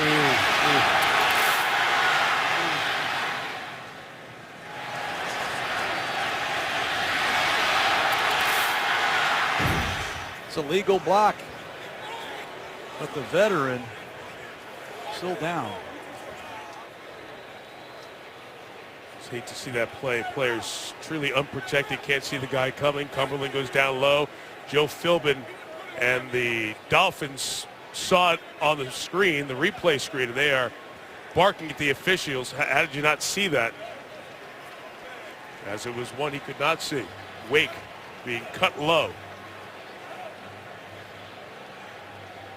rules in the game to protect the players from situations like this.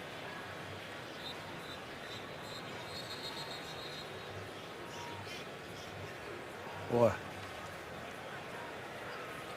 It's awful close, Mike, but Yeah, it comes back. We don't those see are the kind of blocks that we're trying to eliminate Yes. from football, Mike, and let's hope Wake is all right. Clearly, Joe Philbin is not happy about that, and I can't say I blame him at all. Go back to the old school days of the penalty clipping, which you rarely see called anymore. That was so close to that play. You always see the push in the back and the other stuff. In any case, Smith's first run got him a first down. Here he goes again. Olivier Vernon brings him down to the 42-yard line, and now pushing behind the play as the Dolphins are really mad and a flag is thrown. The Dolphins feel there was an injustice for the flag not thrown, and they're trying to be their own arbiter. It's like Shelby, number 79, and Abouche, 75 of the Jets. After the whistle, Abouche, 75, way behind the action. Starts with gonna. They're offsetting dead ball personal fouls on both teams. Those fouls will offset. The down counts. It's second down. Started with Shelby, who came in for Wake. Miami's got to keep their poise now. They have to forget about what happened. That time, Geno Smith taking a shot against Brent Grimes. I am shocked that the Jets have not worked the other side. Jimmy Wilson checking back in for Miami, but TJ Stanford, number 41, is the fifth different right corner I've seen play for Miami. At some point in time, you've got to give Decker a chance. At the 43, Chris Johnson runs in right a yard shy of the first down. Dolphins defense in the second half. There's an 8-man front. There's 4 on each side, and they're outnumbering you. And if you get into a 2-back set, there's a 9-man front. There's just nowhere to go. And the Dolphins are daring Marty Mornhinweg and Rex Ryan to let Geno Smith beat us with his arm. And on 3rd down and 2, it's back to the 2-back set against this loaded Dolphin front. Jets have thrown it less than 10 times tonight. Ivory got the first down, 35-yard line.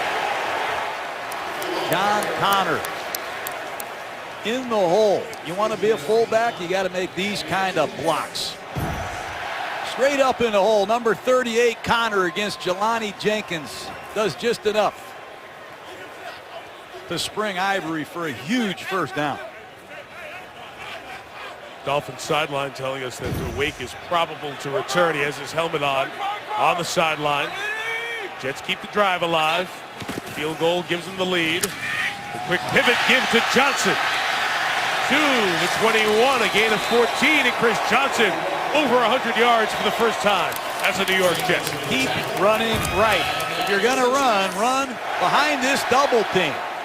And let quick Chris Johnson accelerate through the hole.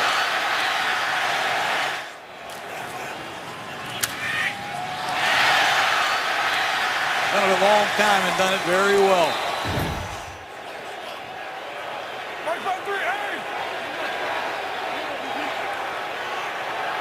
Halfway through the 4th. Harbin will take it on the jet sweep. 3 yards into the red zone to the 19-yard line. Percy Harbin, a lot of talk, paid a lot of money, very limited impact so far here for the Jets, save for one game at Kansas City this year. Well, they run that jet sweep, and they don't block anybody at the point of attack. They're counting on Harbin's speed to get the edge, but it's hard to get that play in pro football very often. And it's loaded, Mike. Decker at the bottom of the screen, one-on-one all night. 2nd and 6, Johnson right. No gain. So you've obviously decided during the week that we can run on Miami just like Denver did. You've also decided Geno Smith's back at quarterback. We're going to ease him in. We're not going to make him win or lose the game. But at some point, don't you need to throw it just a little bit more? Well, we gave Decker millions of dollars Right. to come in here. He was with Peyton Manning last year. Decker probably thinks he's playing with Tim Tebow again. Poor Decker, he's had a tough go here in New York. He's probably confused, but this is T.J. Stanford, a man that just showed up to play one-on-one coverage against Eric Decker. 3rd and 7. Miami shows pressure. They bring it. Geno Smith is sacked. And perhaps why they are not throwing the ball. Koamisi gets in there and will force a 45-yard field goal attempt by Fulton. This is just bad by the Jets. This is an all-out blitz. They're going to be one short. They're bringing 8. You only have 7 in protection. The ball has to come out or you need an audible. This is frustrating for any Jet fan. It's frustrating for me, Mike. Nick Folk from 45 for the lead.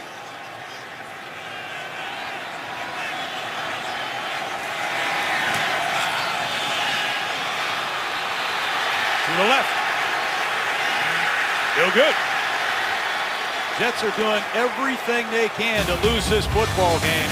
And Miami has lost 48 out of their last 49 road games in the fourth quarter when they've trailed. Dolphin fan here tonight. NFL athletes grew up playing in communities all across America. Now through NFL Play 60, they're encouraging kids in neighborhoods everywhere to come out and play for 60 minutes a day to learn how NFL stars played as kids. To find great play ideas, visit NFLrush.com/play60. I'm assuming that beer there was consumed by an adult just sitting in front of the kid. Dolphins take over at their own 35. Another Jets drive deep into Miami territory, brings up no points. Here's Miller. It's stop on a dime and a cutback. Lamar Miller for 8 yards. 5.5 to go. You're down to one of the final possessions of this game for Joe Philbin, who knows that December is in their grasp. They have 5 games, 2 against Rex Ryan's Jets, a team eliminated. Can Tannehill step up, the third-year quarterback, win the close games, ruin Geno Smith's return to the starting lineup? Hard count gets the Jets. It'll be a Miami first down either way. Offsides on the defense. Tannehill with an excellent hard count. He got Buffalo a couple weeks ago twice. That time he gets the Jets. Offside. Defense.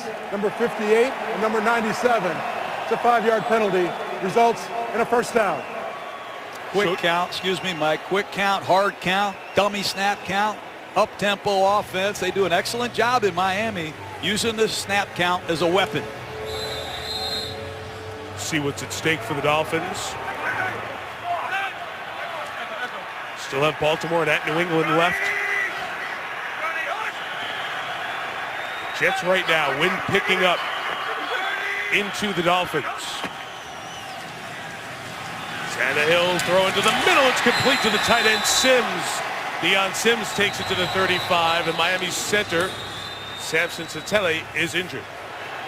Same play they had in the first half. You're going to see number 80, Deion Sims, right down the seam. They got off Jarvis Landry. He read it perfectly, and the ball's well thrown. And let's hope Satele is okay, but a huge first down for Miami as they stay on the move.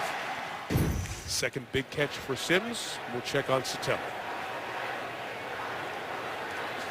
Samson Satele walked off. He got hit by Sheldon Richardson, who was double teamed, and in the ricochet action, the lineman hit Satele in the side. So that means that Mike Pouncey, the starting guard, Pro Bowl center last year, moves over to center. It's a rare, great luxury for a team to have when their starter gets hurt. 1st and 10. Tannehill. Escapes, sideline throw incomplete for Jarvis Landry. One thing about Pouncey, Mike, he's an outstanding center. He's a very good athlete. Missed the first 4 weeks with that hip problem. But he has had some errant snaps in his background, and having played right guard, keep an eye on that snap accuracy because every single play these Dolphins are in the gun. Darren College and Shelley Smith, 67 and 66, have been sharing time at left guard. That means they just both go in here now together, splitting sides. Miller with a run to the 31-yard line. This is where you want to see Ryan Tannehill. Fourth quarter, tie ball game, third down, game on the line. Now, John, right here would be kind of on the edge of Sturgis's field goal range. He's made a 51-yarder, but the wind is freshened, and it's a cold wind blowing into the Dolphins right now. So this could be 4-down territory. Going to need to throw the football. Miami must pass protect.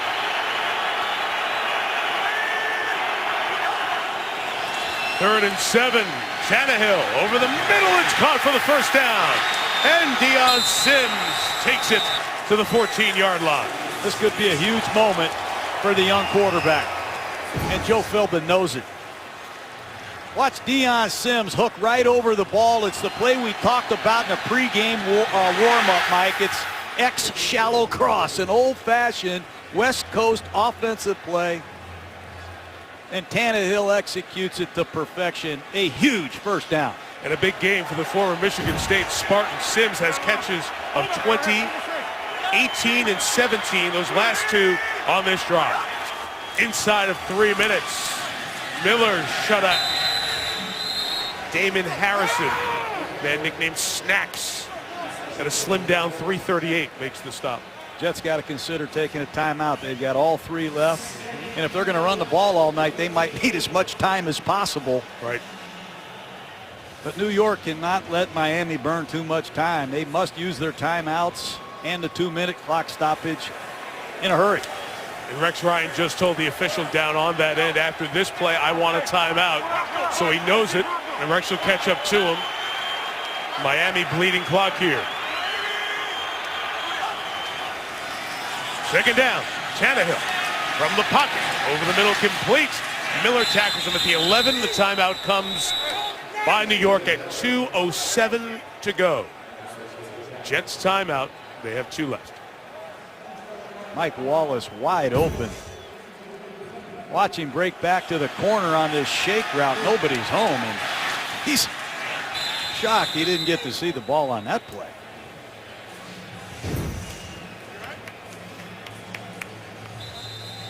Ryan Tannehill, this has been a growth season. His first 3 years in the league, this is third. Best numbers of his career this year. But this year in the fourth quarter, he has not been as good. Completion percentage comes down. A third of his picks have been thrown in the fourth quarter. And this is what you said right at the beginning of the game. Need to see him grow, need to see him close and win the games that the other quarterbacks have beaten the Dolphins, like Manning and Rodgers and Stafford. That's why Dan Marino is helping Ryan Tannehill to get through these types of moments. Here he is.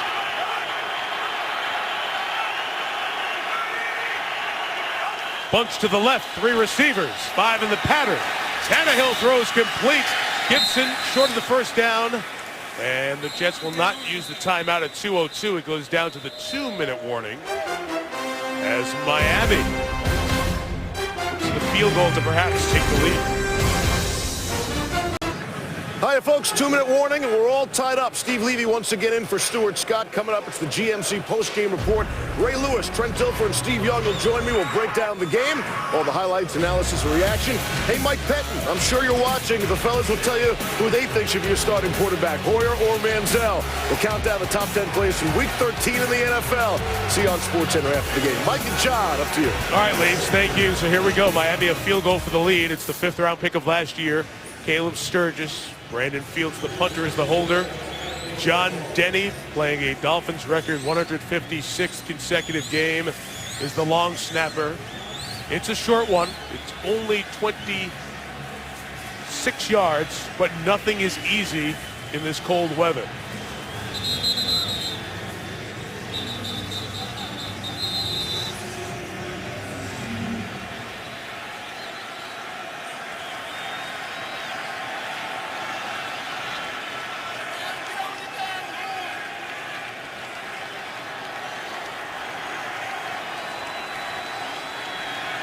Caleb Sturgis for the lead.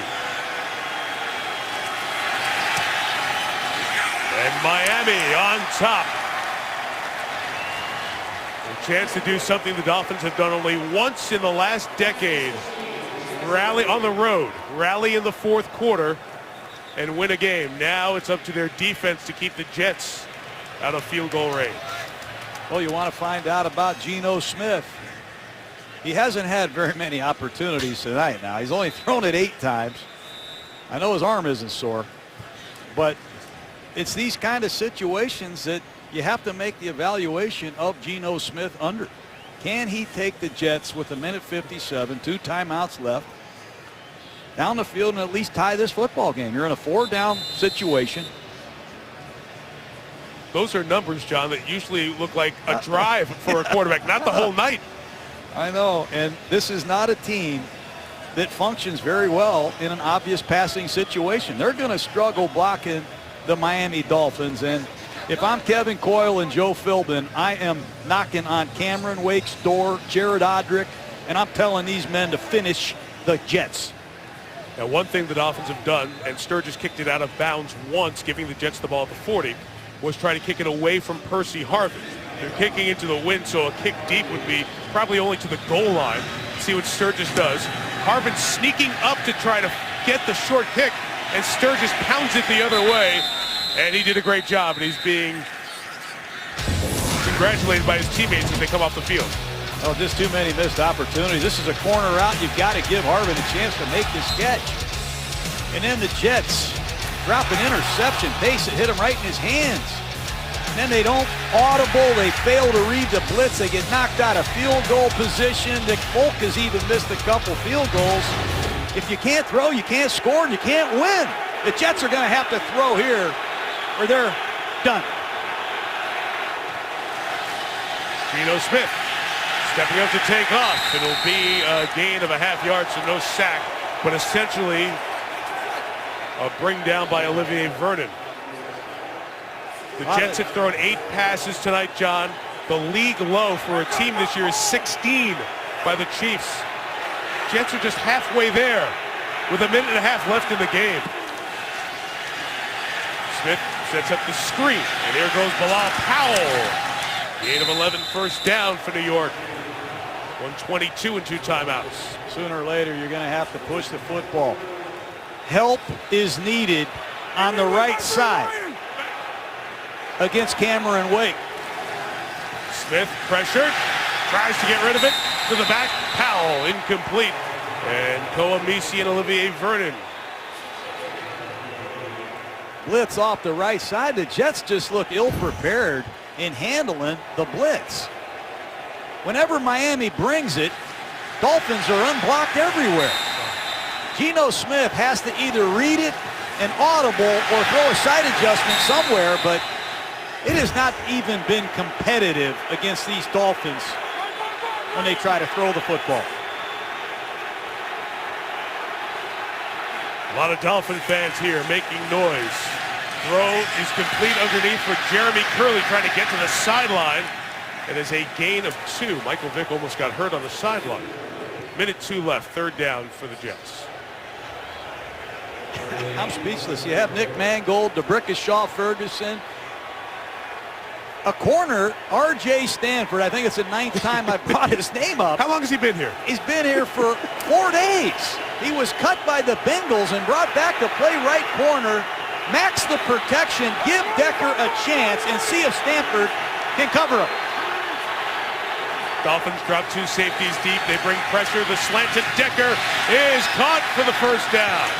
There you go. At the 44-yard line. Turning clock. 50 seconds. Do it again. The Dolphins are blitzing. Now they retreat back into a double zone. Smith for the middle. Cumberland, the tight end. Deflected in the air and intercepted. Jones should just go down. He does. And the Dolphins will come up with a huge win at the Jets. A huge signature win for the Jets. They find a way to come from behind and win on the road, something they have not done recently in a long time. Too deep, man-to-man underneath, and Jelani Jenkins covers Cumberland, forces the tip, and Rashad Jones and Louis Delmas, the ex-Detroit Lion, lead the celebration. What a miserable night throwing the football. I can't say I've seen anything like this in a long time, Mike. Geno Smith, 7 of 13. 1 interception. Dropped back to pass 15 times tonight. Jets they went back to the old ground and pound. 3 quarters run, 1 quarter pass. Tannehill will take a knee, and the Dolphins will take their spot in the big mosh pit at 7-5. What do they sing down in Miami? Fins to the left. Move the Fins off in the hunt column for the moment to the left.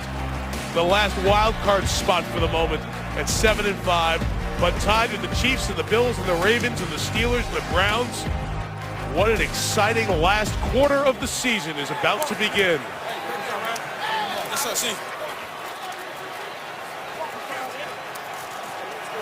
Welcome to December football.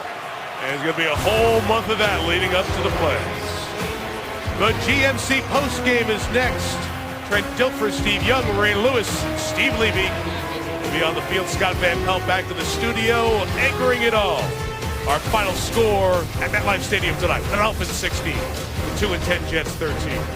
With John Gruden, Lisa Salters, Jay Roth, and Chip Dean, and the great women and men of our Monday night crew, Mike Tirico. Good night from Miami. We'll see you from Lambeau next week. Here comes SportsCenter.